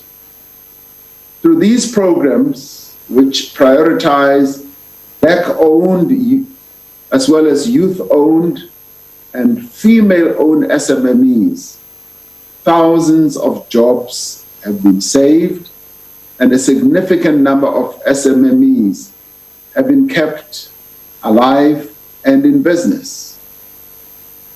What COVID-19 has presented us with is a real opportunity to focus much more in practical terms on the ground in supporting all these informal businesses to a point where we now have entered another interesting terrain where they are being formalized. We now are building a database of knowing who the operators are, which address they operate from, which street they are located in, and what their needs are, what type of service they offer. This has been a most empowering for government process because we've come much closer to where our people are conducting business. Just as with this offering of 350 Rand, we've been able to get the record database of well over close on to 7 million people who have largely not even been in our grant system or any other system. We now have that database. And in other words, it's possible we could be the only country on the continent that has now built a really valuable database as government of knowing exactly what we are dealing with and what services and what interventions we can make. Now, on the business side, this is what COVID-19 has yielded for us. Honorable Speaker, I thank you. Thank you, Mr. President. Honorable Jacobs, you've got the first supplementary. Honorable Speaker, thank you very much, Honorable President, for your comprehensive recovery plan for small business and indeed for the informal sector. I am very proud to be a South African currently because you are caring and a listening president. With all of these steps, certainly it will help ease the burden, especially of the informal sector. The follow-up sweetheart question. The follow-up question that I have: how will we ensure that government, through the public-private partnerships, we increase buy South Africa, buy local is lekker, and increase localization through our municipalities, public-private procurement, and ensure that we give more opportunities to township and rural economies? Thank you, sir. The Honorable the President. Honorable Speaker and honorable members, through these interventions that we are embarking on, one of the things that even our Ministry of Small Business Development is stressing on a continuous basis, that we want localization to be the order of the day. The Ministry of Trade and Industry and Competition is also stressing that, to a point where they are actually going through the list of products that we procure from offshore. And they are now dutifully going to the various companies and even small, medium enterprise and saying, why are we continuing to buy this and this and this offshore? And as we ask the questions, those companies and operators raise their heads and say, you are absolutely right.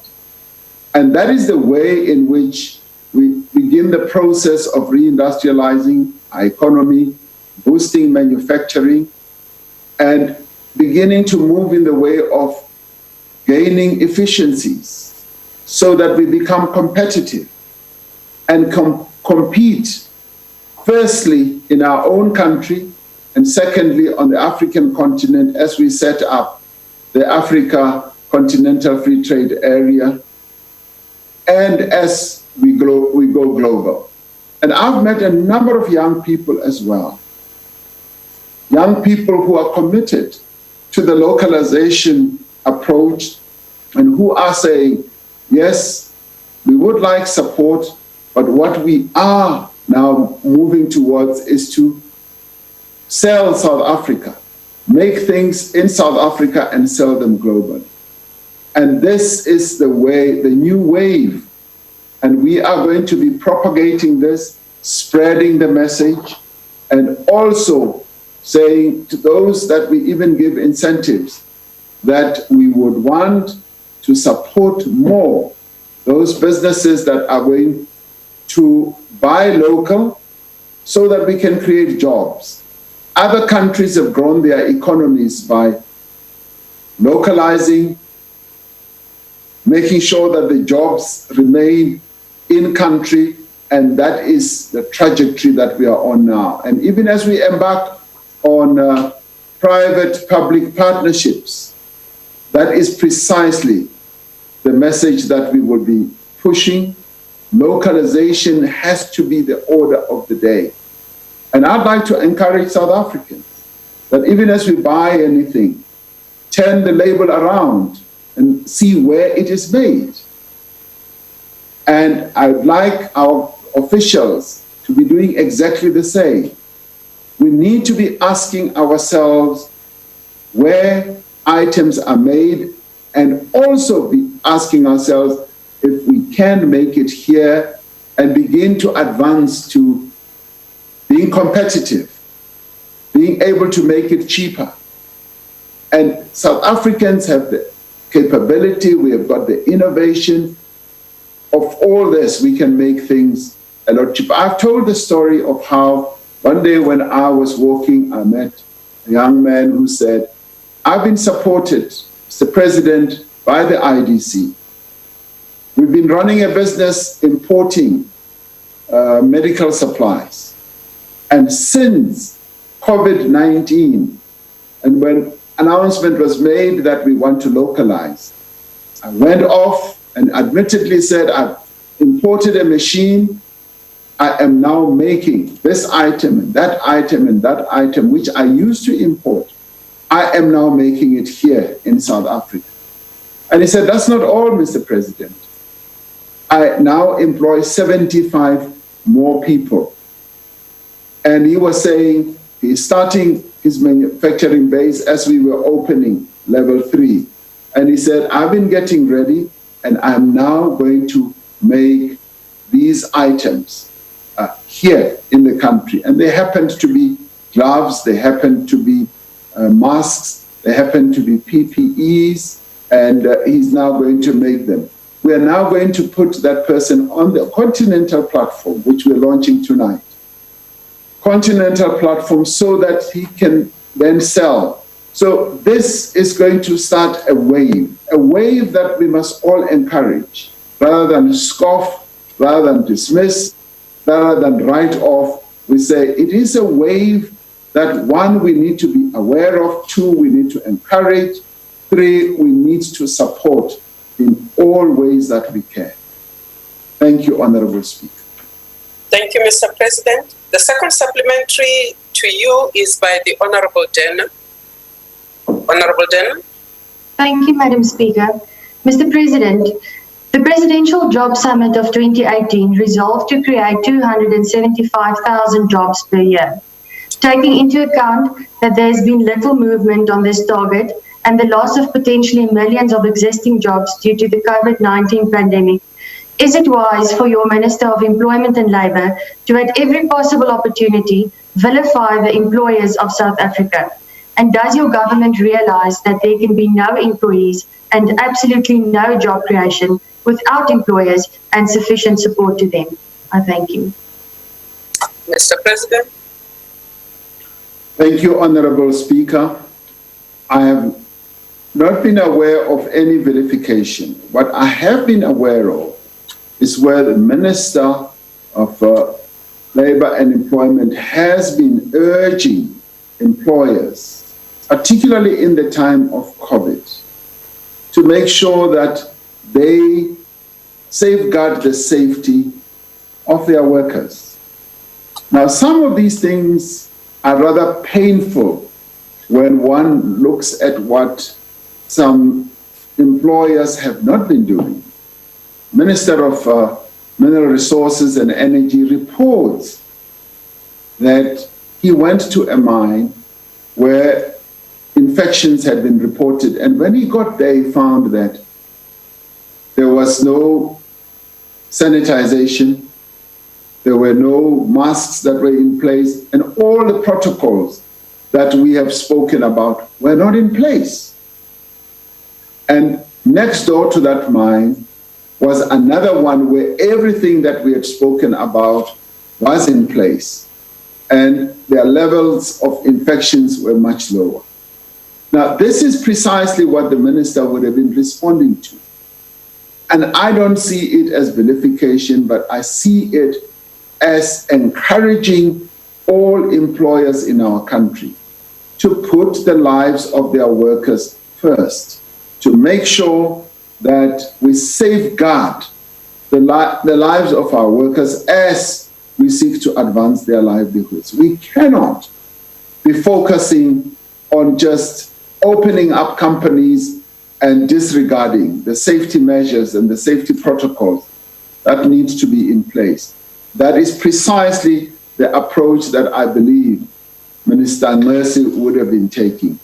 Just as Minister Mantashe took exactly the same approach when he came across a most worrying situation in a particular mine. So we're saying we need to be working together, we need to be cooperating, and we need to heed the word that we should make places of employment safe, we should secure the lives of our employees. Thank you, Honourable Speaker. Thank you, Mr. President. The third supplementary question will be put to you, Mr. President, by the Honourable Ngwezi. Honourable Ngwezi. Thank you very much, Honourable Speaker. And Honourable President, you have mentioned that in the whole world, small businesses and rather informal economies are able to employ more than 60% to 70% of our people. And we can't overemphasize that as the IFP and members of Parliament.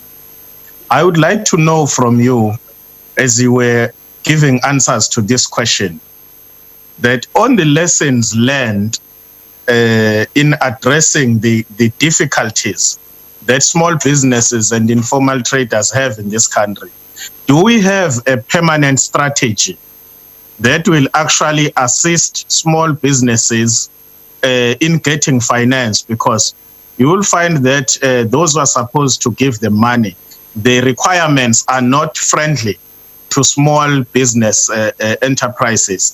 They can't get finance because of the requirements that are put there. So the question is, on the lessons learned, do we have a permanent strategy to address the difficulties that these institutions are facing? Thank you.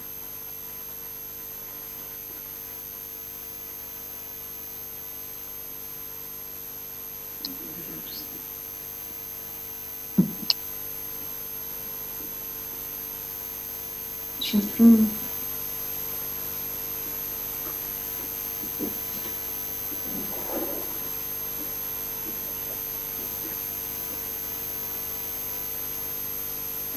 I answer, Honorable Speaker?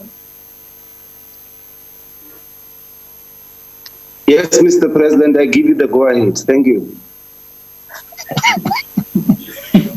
And who are you? And who's there?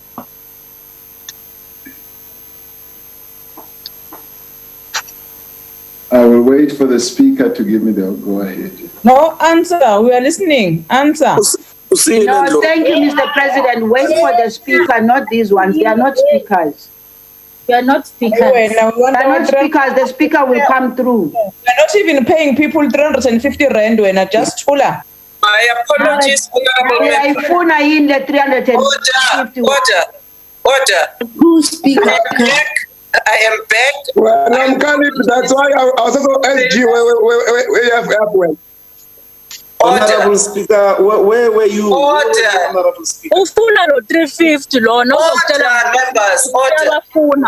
I did not run away, Honorable Ndlozi. Mr. President. Honorable Ngwezi. Speaker. Honorable Ngwezi, had you concluded your question? Yes, Honorable Speaker, I was Honorable finished. President, did you get the gist of Honorable Ngwezi's supplementary question? Yes, I did, Honorable Speaker. Please, Honorable Speaker. Honorable President. Thank you, Honorable Speaker. Honorable members, yes, I got the gist of the question. The challenge of finance for small, medium enterprises is a serious one. If you talk to many people who lead small, medium enterprises, a question about what their challenges are, they will tell you that finance is one of the key ones. But they have other challenges and they have other needs as well. The need for finance is a big one, it's an urgent one, and it's an important one.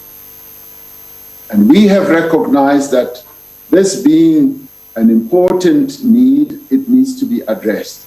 And it is for this reason that the Department of Small Business Development is setting up a fund which is going to help to respond to this. But at the same time, we're actually urging the banks to finance small, medium enterprises. And in this period of COVID-19, the 200 billion rand that has been set aside has also been set aside to assist small, medium enterprises.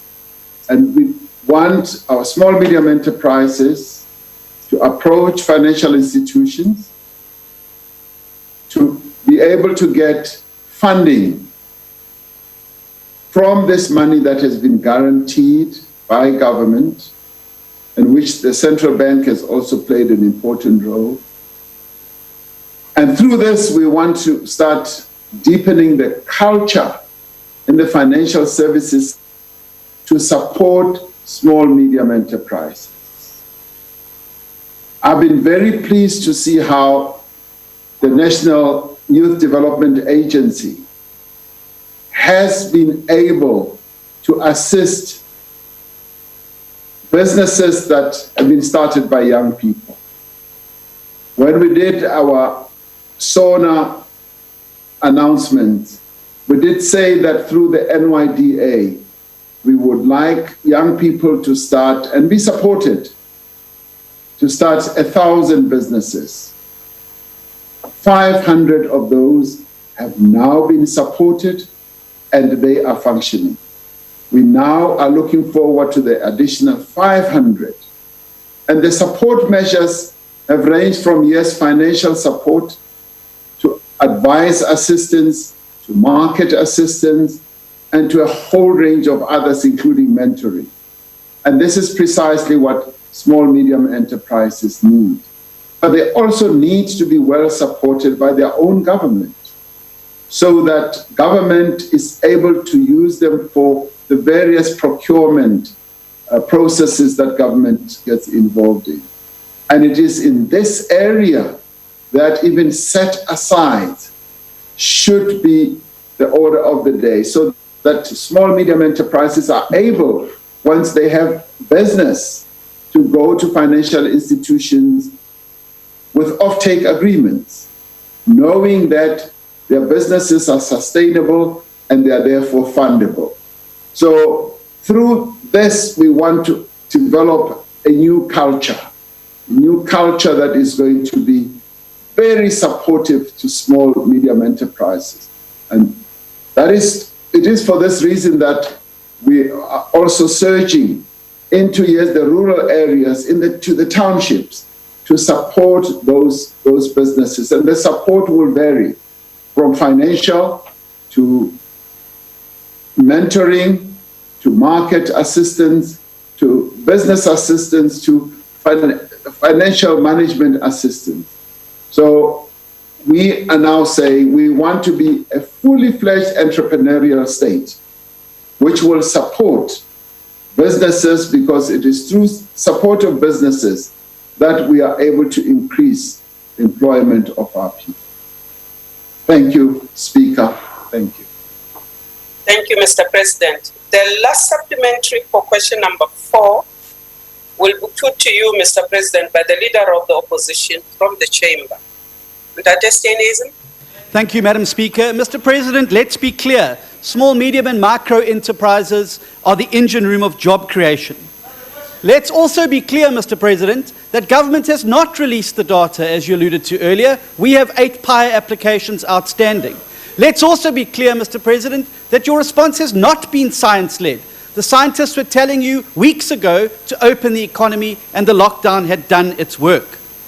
Now, Mr. President, even though it came 2 months too late, and yet the fact that your protracted hard lockdown has now severely damaged the economy, you last night announced that significant parts of the economy will now be reopened. Now, the lockdown is all but over in name only. You're the only person who still believes that we're in lockdown advanced level 3, whatever that means. And given this, why do you insist on keeping us in a state of disaster? And what can you do under a state of disaster that you cannot do under the ordinary course of governance? My money was better. Order. Mr. President, you have the floor. Thank you, Speaker, and thank you, honorable members. We have given full consideration to how the progression from level 5 to level 3 and even the advanced level of level 3 is continuing to open up the economy. And we have been able, in consultations with the players in each of the sectors, to agree that to have done it earlier would have, yes, caused problems. It is better to move on a gradual basis. And the real players on the ground in those sectors are the ones who have come forward to say, we believe it is now time. I've had extensive meetings, Honorable Steenhuisen, with a number of those players, and they are the ones who said, maybe not now. I mean, a very good example was with religious leaders. They came forward and said, we want to pray, we are ready to pray. And when we did finally accede, on a risk-adjusted basis, they were the first to say, we actually think we were not as ready as we thought we were. And so therefore, we want to delay, and we will even be delaying right through to September. Now, all modeling scenarios have been made public through press conferences by Health, as well as by the website of Health. Those models have been demonstrated and they've been shown. And in the end, you ask, why are we keeping the country in the state of disaster? It is precisely the answer I gave earlier. The state of lockdown has given us an opportunity to get ready, has given us an opportunity to ensure that our health services can adjust.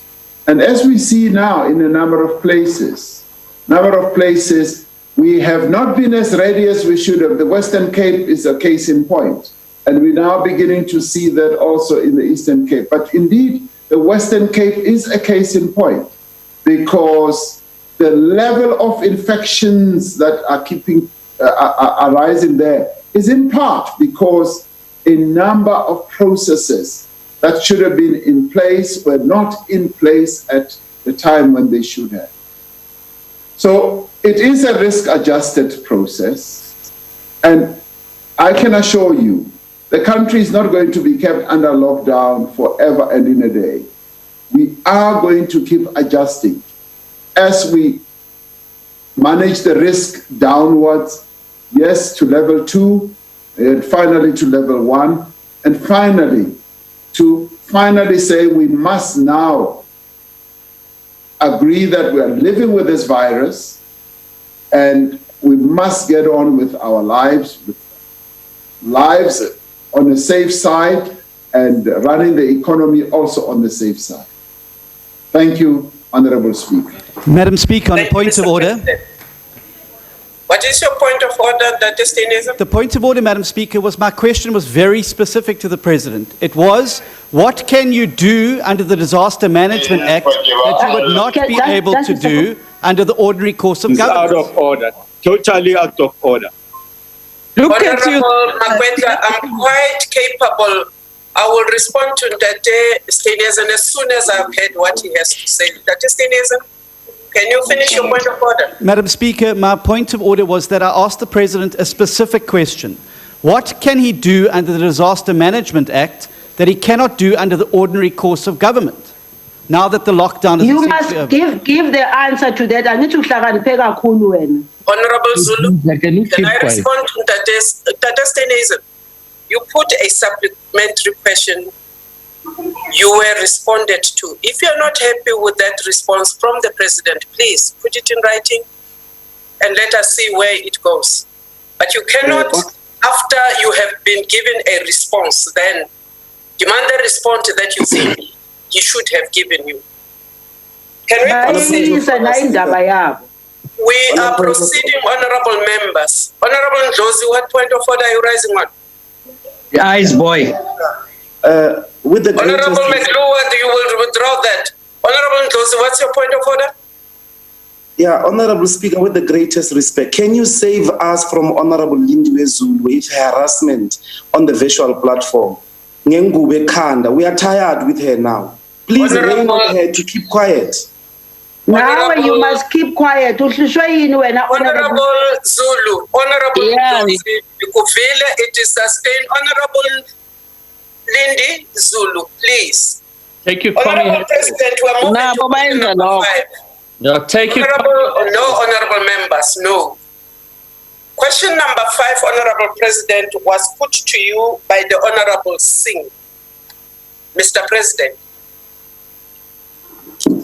Honorable Speaker, honorable members, there are sufficient law enforcement agencies to deal with incidents of corruption.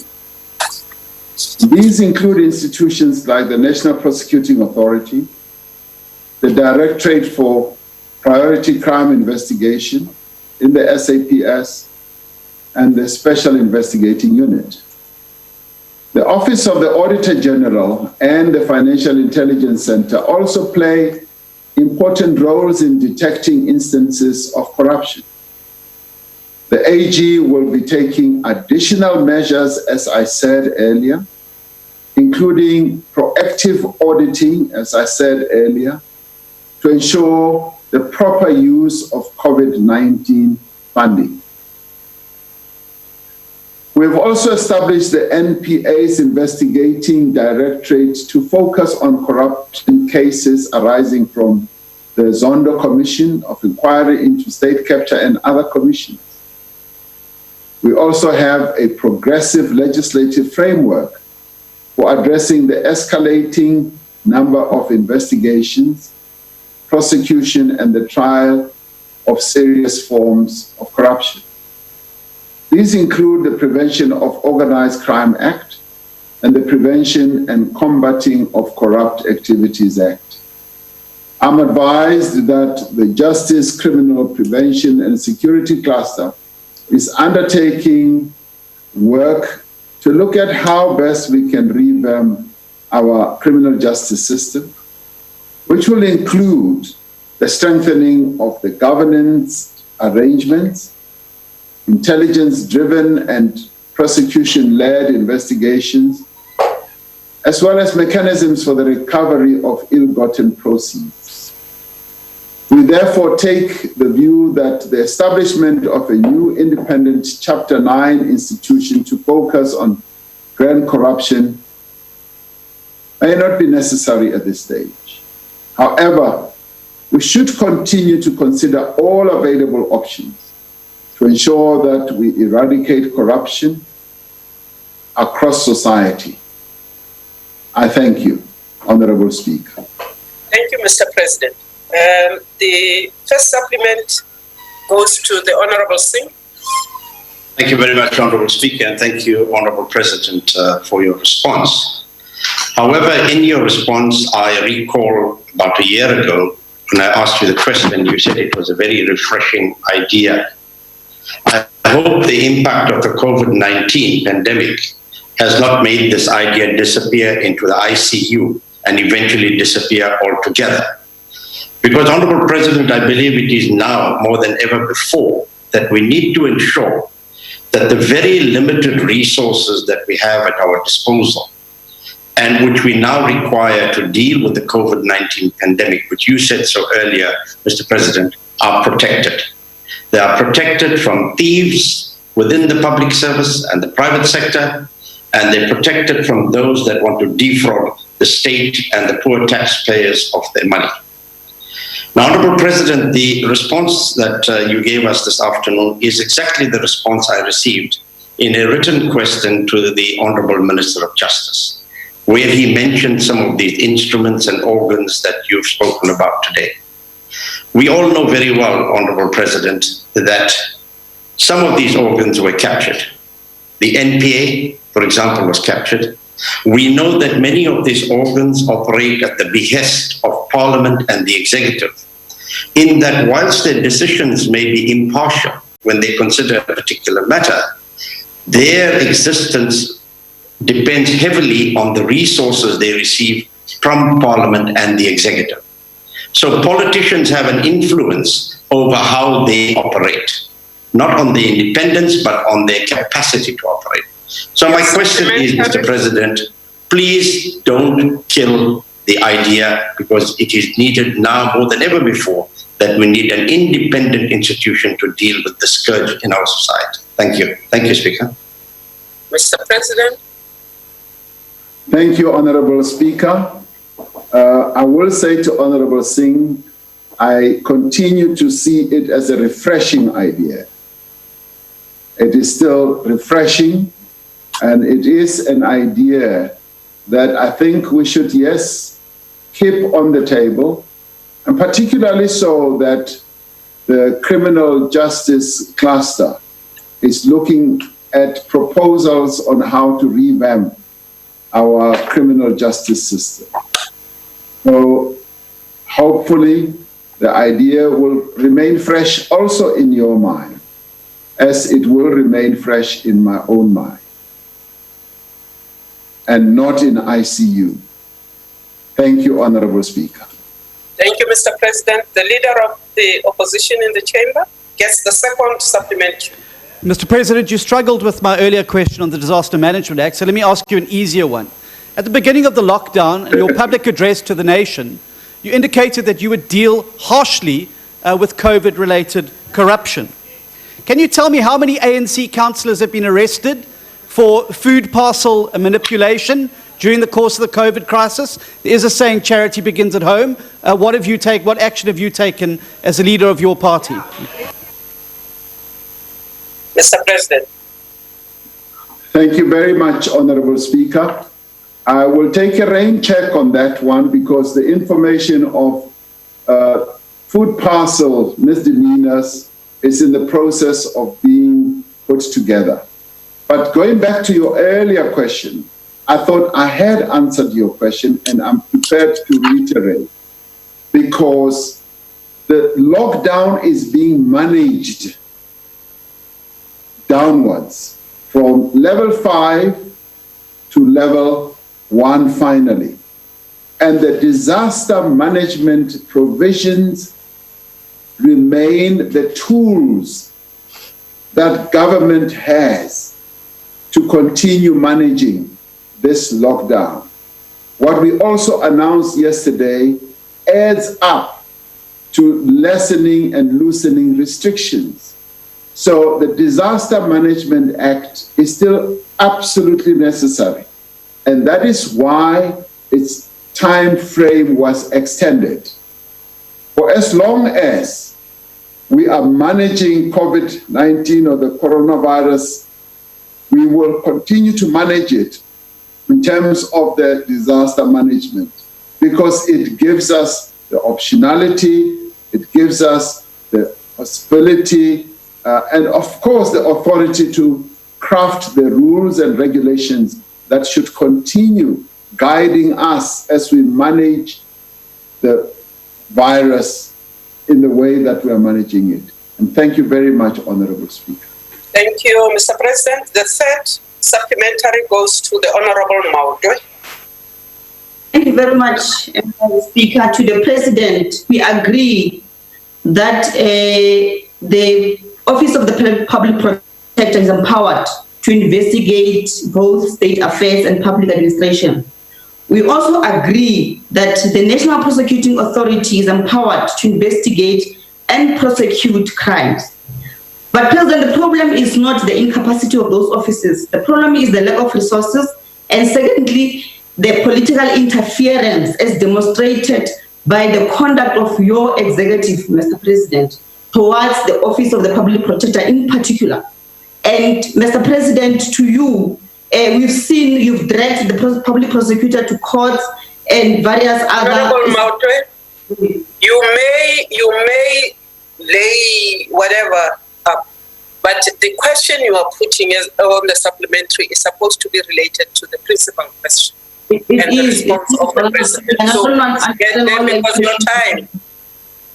I don't understand why you're impatient with me. I've not even gone beyond 30 seconds. Because you are time bound to put a supplementary question. You are not. I've got 1 minute, Speaker. Can you relax? You've got what? You've got now, what? The President No. Honorable Maudwe, what did you say you have? I got 60 seconds. That's 60 seconds now. Yes, I'm on it, Honorable Speaker. I'm well aware. Please. Now, the President... Ticking. Now, President, can you guarantee that you will back off, you and your executive will back off and allow the public protector, Memo Krawani, to do her job? Please, thank you. Litchfield Chabalala was better. On a point of order, Speaker. What's your point of order, Honorable Ndlozi? Honorable Speaker, I think the way in which you dealt with the Honorable Maudwe is really unfortunate. You have been indulging all members who have been asking questions, like Honorable John Steen. And now you are... Litchfield Chabalala was better. Honorable Maudwe, it's very unfair, Honorable Speaker. I really need you to reconsider and not push her in that way. It will be seen as both anti-women, but also generally frustrating the opposition. Yes. Honorable, no. They're anti-EFF. Honorable Mkalipe, that mic will be put up. Honorable members, a member who is not the principal poser of the question has a minute to make a supplementary. I was telling Honorable Maudwe to gravitate towards putting that question because her time was running out. Now, we will keep to the rules with every one of you. Honorable Steenhuisen will keep to the time, but also remember, you are not expected to bring a new question as a supplementary question. Please remember that. Honorable Mr. President. Thank you, Honorable Speaker. I would like to put it on record quite categorically that the executive will not seek to interfere with the work in any way, shape, or form of any of our Chapter 9 institutions. Those institutions are part of the constitutional infrastructure of our democracy. They are independent, and our democracy dictates that they should not be hampered in any way whatsoever in the work that they do. And I can say categorically that the executive does not have the disposition to want to interfere in the work of any of those institutions. And even if we wanted to, we would not be able to, because our actions would then be unconstitutional. We have to act within the parameters and the strictures of our Constitution at all times. And in the end, if those institutions ever had an inkling that the executive was interfering, they would have all the rights to approach the highest court in our land to raise the issue of executive interference, executive overreach, and executive hampering the work that they do. That we will not do. Thank you, Honorable Speaker. Thank you, Mr. President. The last supplementary of question 5 is put by the Honorable S.M. Swart in the chamber. Thank you, Speaker. Thank you, Honourable President. Arising from your response, as you indicated earlier, urgent steps need to be taken now to protect COVID-19 relief funds, and this includes real-time auditing, which the ACDP supports. You also referred to the SIU unit, which has extensive powers, including to bring cases before the special tribunal to cancel contracts and recover funds. Now, the SIU recently briefed Parliament on COVID-related corruption. However, as we know, it and other units are constrained by funding challenges, and the SIU, the protected approval process for its proclamations. President, will you ensure that sufficient funding is made available to the SIU and similar units, and more importantly, ensure that the presidential proclamation sought by the SIU to investigate COVID-19 related corruption is approved by your office without delay? These measures can further protect COVID-19 funds. I thank you. Thank you, sir. The Honorable the President. Honorable Speaker, my answer is in the affirmative. Yes, we want to financially empower all these investigative units, and from time to time we're able to sit down with them and see the gaps in the funding and their needs. And we've always insisted that we need to capacitate them financially so that they can have all the personnel that they need to be able to do their work. So that we will continue to do. And when it comes to proclamations, yes, those proclamations will be signed, will be activated, so that, particularly in the period of COVID-19, so that we are able to go to the gist and the bottom of misdemeanors that may be committed under the guise of COVID-19. Thank you very much. Thank you, Mr. President. Your last question for the day was put to you by the Honorable Groenewald. Mr. President. Honorable Speaker, honorable members, even before the coronavirus pandemic, South Africa's economy has been experiencing low growth over a number of years. Despite significant progress since the advent of democracy, our country remains characterized by high levels of poverty, inequality, and unemployment. The pandemic has exposed some of the structural fault lines in our economy, including the vulnerability of small businesses and also those businesses that are in the informal sector, the formal economy rather. Therefore, as we repair the damage that has been caused by the pandemic, we will be implementing measures to address the key structural constraints in the economy.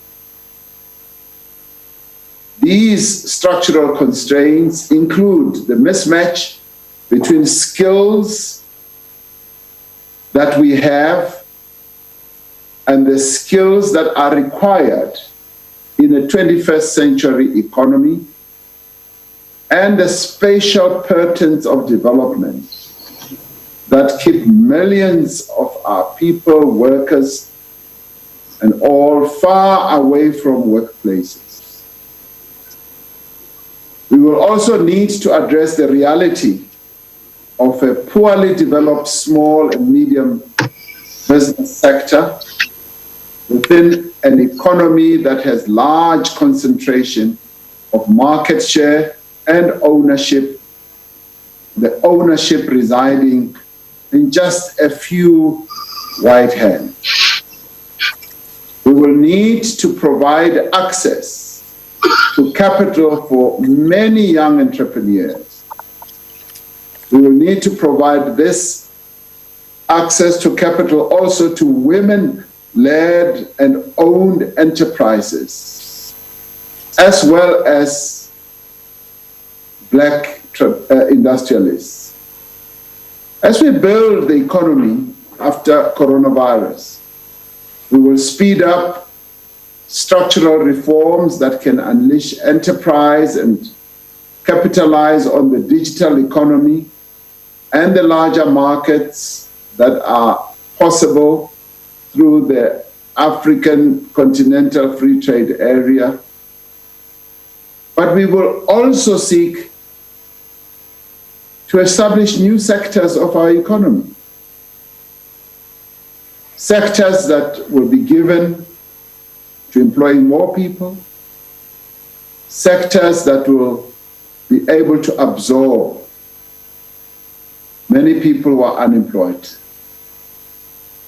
We will also need to focus on the current sectors of our economy through finalizing industry master plans that have been developed in sectors such as the automobile, manufacturing, the clothing and textiles, the poultry production, and the sugar industry. They include the reforms in energy policy and the decision to release spectrum in the market and the competition market inquiries that are beginning to have an impact on data prices. We need to focus on areas like trading spaces, which is part of the spatial development and healthcare provision. Now, if we are to achieve an inclusive economy, we need to deal with the historical injustices in relation to land ownership, in relation to access to it and the use of land. Expediting land reform for a more productive economy without weakening our fiscal position will require, among other things, a social compact between the state and the private sector, particularly landowners, on how we are going to go about implementing our land reform policies. The initiative by companies to donate land to the state, and there are quite a number of those, is an indication of what is possible if we share a common vision as a country. Our approach must be diverse. We must be able to utilize various options to empower our people and to make sure that land is in the hands of our people. Another example is the Pulse initiative in the Witzenberg Valley, where commercial farmers have been working with local communities and farm workers to promote land reform. Government is working with the agricultural industry to develop a sector plan which will focus on growth areas such as the livestock, wool and grain industries. I have been quite interested in recent sales of livestock where we have seen a number of black farmers participating in buying livestock in larger numbers than we've had before, which indicates that an inclusive, targeted initiative could have the potential to transform even not only the livestock, but the grain sector of the industry and many other parts of the agricultural industry. The release of state-owned land and post-settlement support has commenced. Over 100,000 hectares have already been allocated to successful beneficiaries. And the intention is to release all the remaining 700,000 hectares by the end of the financial year. Deputy President has been working doggedly with the various ministers in piloting this process. Transformation must be pursued with great vigor so that we have more equitable outcomes and a greater number of jobs. It is possible to do it in a number of sectors of our industry. Above all, building a more inclusive economy will enhance longer-term growth, productivity, and the development that we all want to see. And if all of us as role players play our role and be bold and be committed to ensuring that we actually move South Africa forward through ensuring that there is inclusive growth, it can be done. I thank you. Thank you, Mr. President. The Honorable Groenewald. Dankie, achtbare Speaker. Dear U, Honorable President, when you addressed the South African National Editorial Forum or Editors Forum, you said that COVID-19 provided a golden opportunity to get rid of the colonial and apartheid economy. And that's why my question is specifically of how are you going to do it? You've made a lot of statements now, and I think everybody in South Africa knows by now what you want to do. You want to restructure. But unfortunately, we don't get the detail. And that is what I mean by how are you going to do it? By referring to the golden opportunity, Honorable President, I think indirectly you actually say that we cannot blame the colonial past and apartheid for the future of the economy. And my follow-up question is as follows. Don't you think this is a golden opportunity to get rid of black economic empowerment, get rid of affirmative action? You've asked the youth to get involved in building South Africa. Does that include all the youth? Does that include black, white, colored, and Indian? And seeing in the light of the State of Secretary of... Your time, Honorable Groenewald. Honourable Speaker, sorry, I thought that I've got 2 minutes and I've got a clock behind and it's at this moment not even 2 minutes, yes. Can I ask net my last follow-up, please? Conclude, please. Thank you. The last follow-up, Honourable President, is in the light of the words of the State of Secretary for the United States that said that expropriation without compensation will be disastrous for the economy of South Africa. Do you still continue with that? I thank you, Honourable Speaker. Thank you, Honourable President. Thank you, sir. The Honourable President. Thank you, Honourable Speaker. The answers to those questions are fairly straightforward. BEE, Black Economic Empowerment, the broad-based Black Economic Empowerment policy thrust of this government, if anything, needs to be enhanced.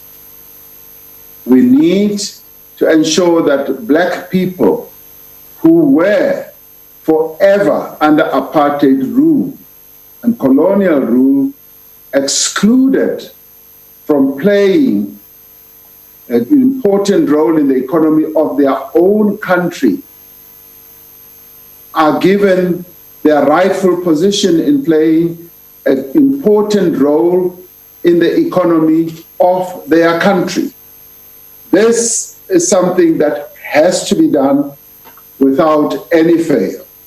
We cannot continue having an economy that so excludes the majority of the people and believe that we can grow the economy. I've often said, Honourable Groenewald, our economy actually is a damaged economy because it is not utilizing all the resources or what it can utilize. The person power resources, the financial resources, and the natural resources of the country. We are not utilizing to good effect to drive our economy to move forward. It's like we've got a vehicle with 12 cylinders. It's just been operating forever and in a day on 4 cylinders. It cannot be. And the only way we can is to bring Black people into the mainstream of the economy. And because they were deliberately excluded through laws, through policies, through conventions and practices, we've got to ensure that we implement the provisions of our Constitution.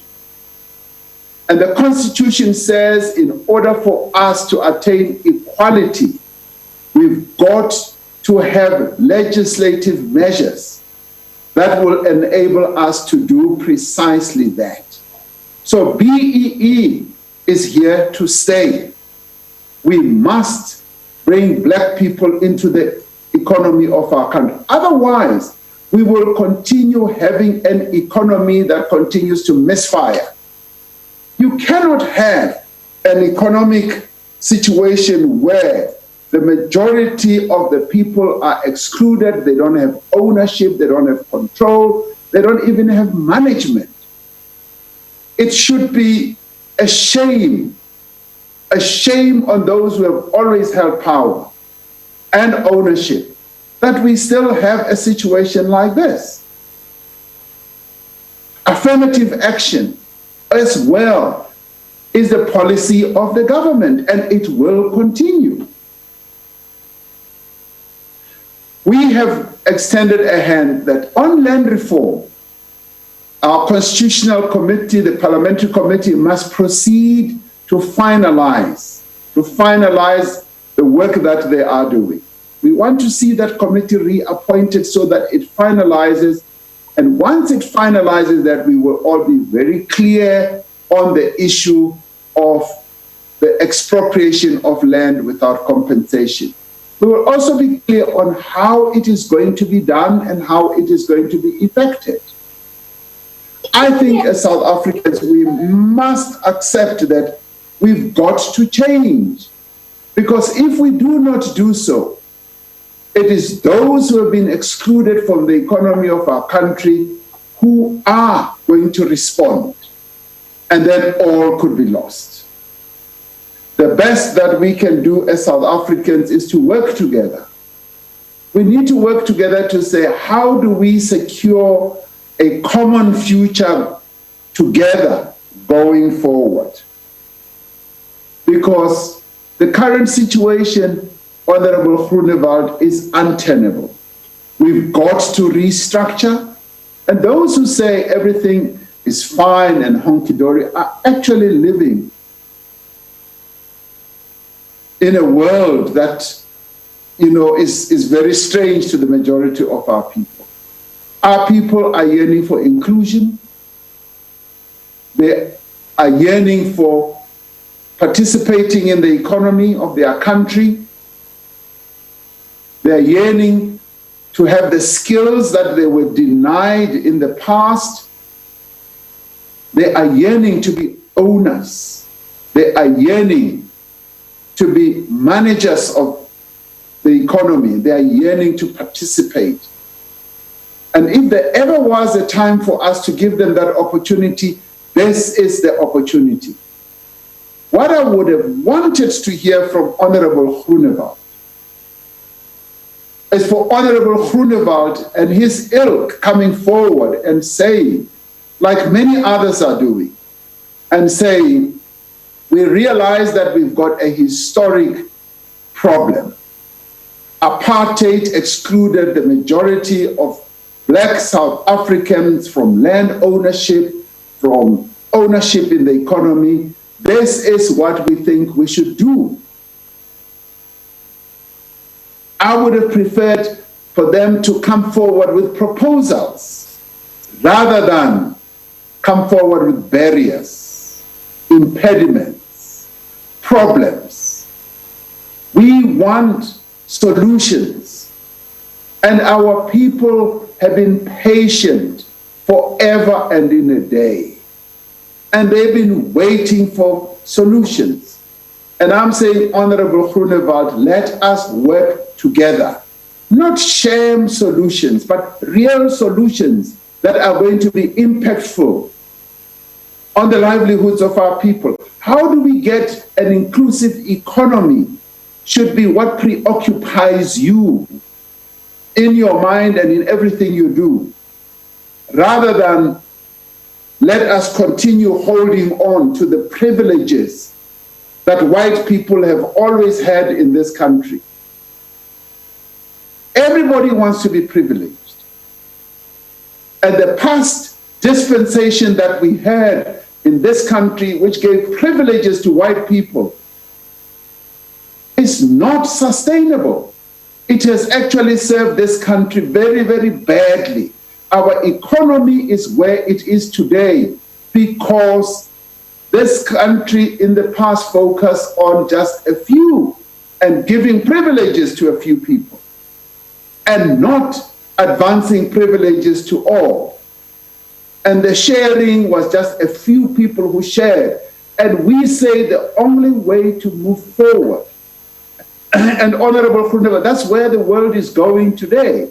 The world is saying, let's have inclusive growth. Let us have growth that will advance everybody's interest, because it has been seen that where you are actually partial and just look after the sectional interests of a few, your country never moves forward. Now, we want South Africa to move forward, and the only way to do so is with inclusive growth on everything, on land, on ownership of companies, on everything. We must be inclusive. Thank you, Honorable Speaker. Thank you, Mr. President. The second supplementary on this question goes to the Honorable Retired General Bantu Holomisa.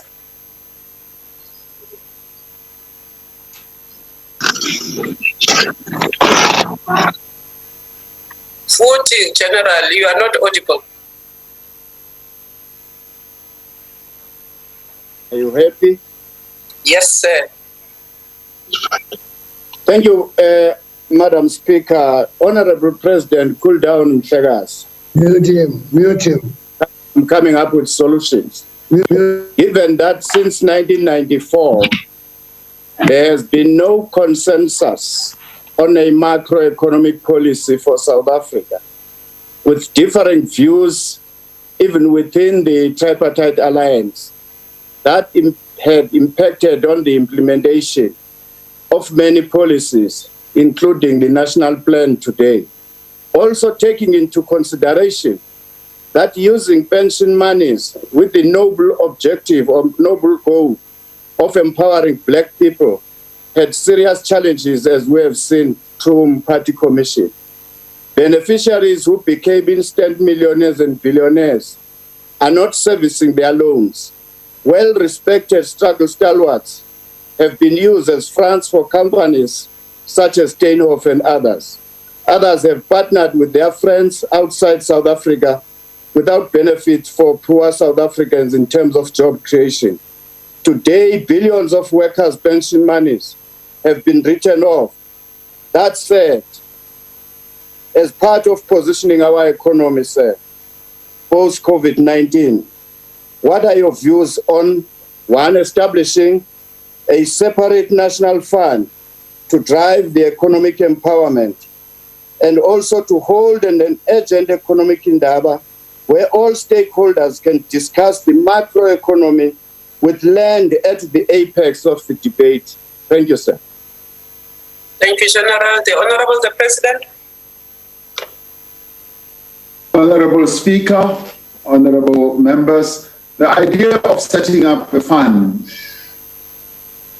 to help to fund those who need finance, either to run businesses and where we need to make financial interventions, must always be seen as a good thing. Because what the economy needs is funds, finance, and what many people who want to be key players in the economy need is finance. So if we can get the financial resources to fund various interventions, that would be a good thing. And this is also so important because, you see, our country has a few financial institutions. Many other countries have a plethora of either banks or financial institutions. We have 4 or 5 banking institutions. If one refuses you funding, you go to the next one, they refuse, you all find that they all refuse. But if you have more, you'll find that one of those many in the country will be able to give you funding.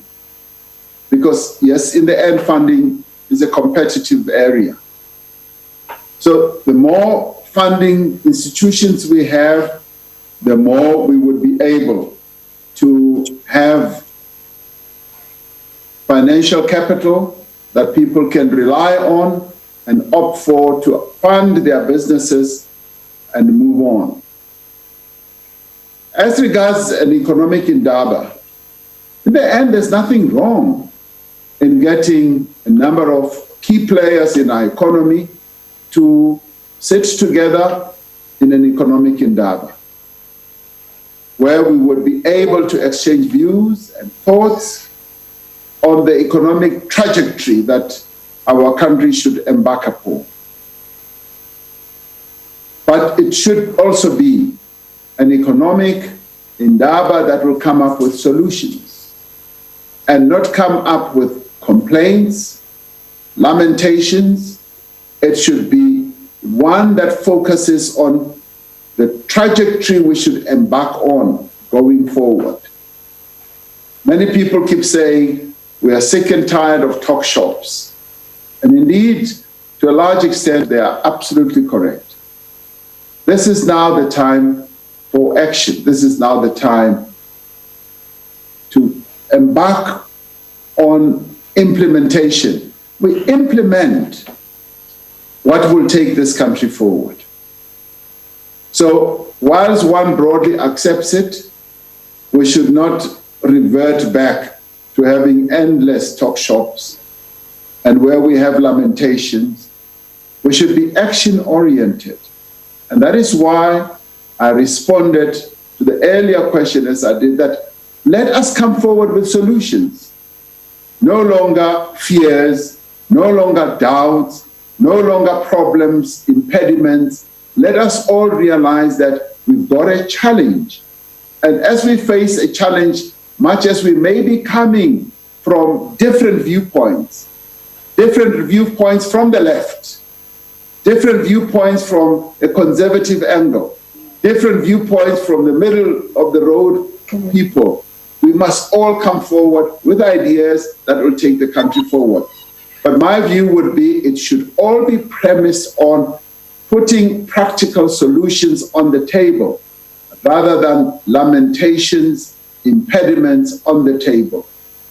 It would be on that basis that I would be supportive of Honorable Olomisa's idea. Thank you, Honorable Speaker.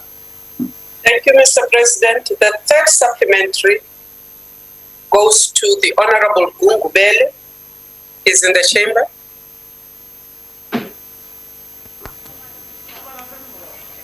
Honorable Gungubele. Thank you, Honorable Speaker. Thanks, Mr. President, for addressing the Parliament through the number of these questions.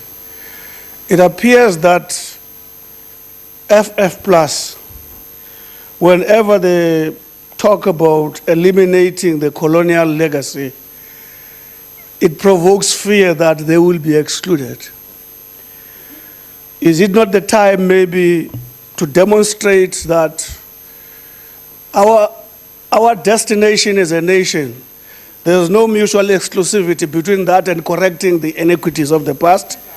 And secondly, that because we've got a fiscal framework, correcting the issues of the land, our fiscal framework is the compass.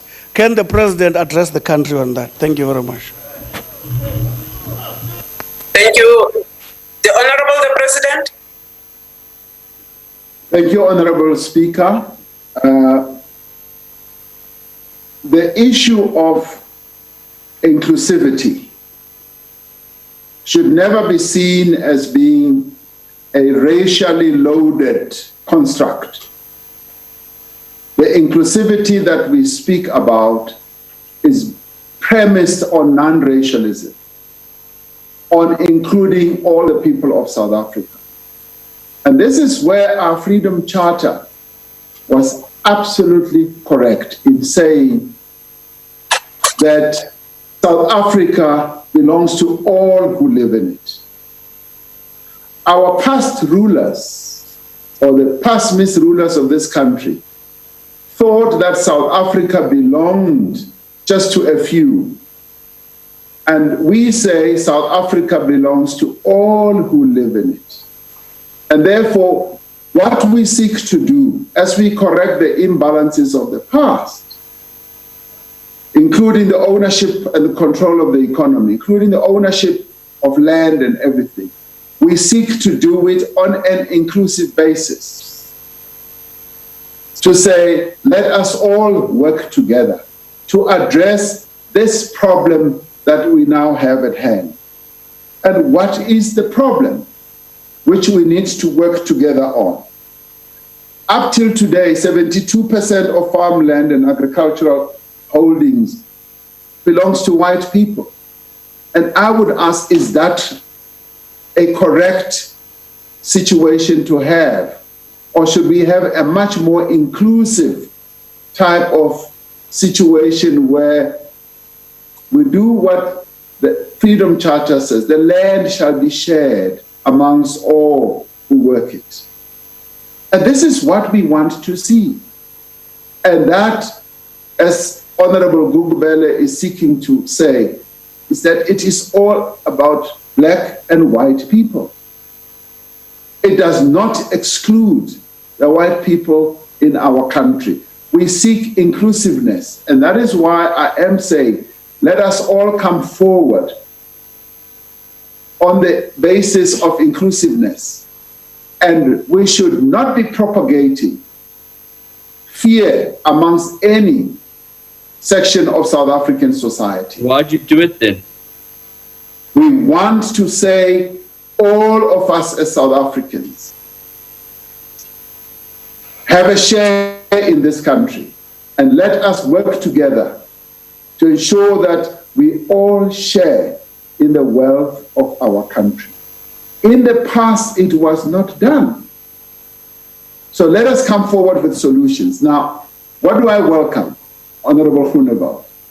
I welcome those entities, those companies, those individuals who come forward and say, we have these opportunities. We have these opportunities to train and advance the people of our country. We have these opportunities. We have these land holdings to share. We want to bring it forward so that we can all share and grow together. We see the certain assets of our country being underutilized. We've got the skills, the knowledge, and we would like those to be mutually shared. So it is mutual inclusivity rather than exclusivity that we need to focus on. And of course, as Honorable Gungubele says, much of what needs to happen in the end has to be based on the size of the cloth we have.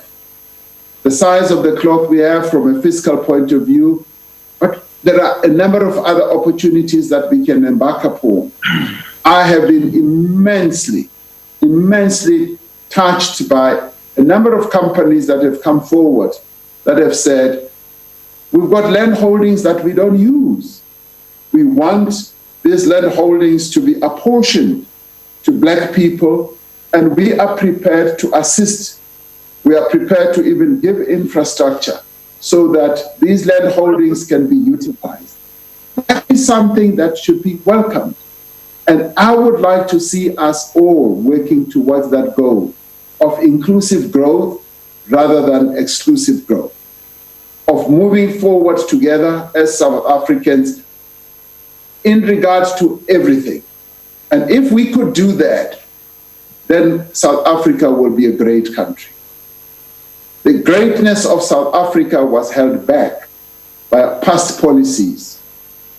It is about time that South Africa becomes a great country and utilizes all the people, all the assets to have inclusive growth for all South Africans. On a point of order, Honorable Speaker. Honorable President, are you done with your response? Yes, Honorable Speaker. Honorable Shivambo, what is your point of order? The point of order is that the President keeps on saying that we are pushing for white people to donate land to Black people. Have we moved away from the expropriation of land without compensation? Oh, you're out of order yourself. Order. No. Because every time he's saying that he's looking for white people to donate land. President never said that. You're out of order. Honorable Shabalala. Out of order. President never said.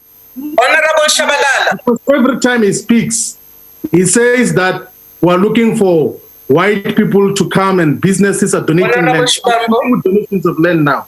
Honorable Shibambo. As mandated by Parliament. No, Honorable Shibambo. Doesn't deserve that airtime. Honorable Shibambo, you do know that you are taking a chance because you did hear what the President said. He started off with the need for us to revive that ad hoc committee. Honorable President, your last supplementary for the day comes from the leader of the opposition, and he is in the chamber. The Honorable Stenezen. Thank you, Madam Speaker. I think it's a real shame, Mr. President, that you'd refer to the theft of food parcels as a misdemeanor. A misdemeanor is a parking offence. Stealing food parcels meant for the poor is plain corruption. It's very clear from your responses today. Honorable Stenezen, may I just interrupt you? Are you on the last supplementary of the question put to the President by Honorable Groenewald? I am indeed, Madam Speaker. I don't think it had anything to do with food parcels. It's very clear to us that... Please proceed with your supplementary on the last question, sir. It's very clear from the President's response that he will not walk away from the job-killing policies and he is determined to double down on the very policies that have pushed 10 million people into the unemployment queue, that have kept people locked in poverty and kept out of opportunity in the country. So he wanted a progressive suggestion. Here's one for you, Mr. President.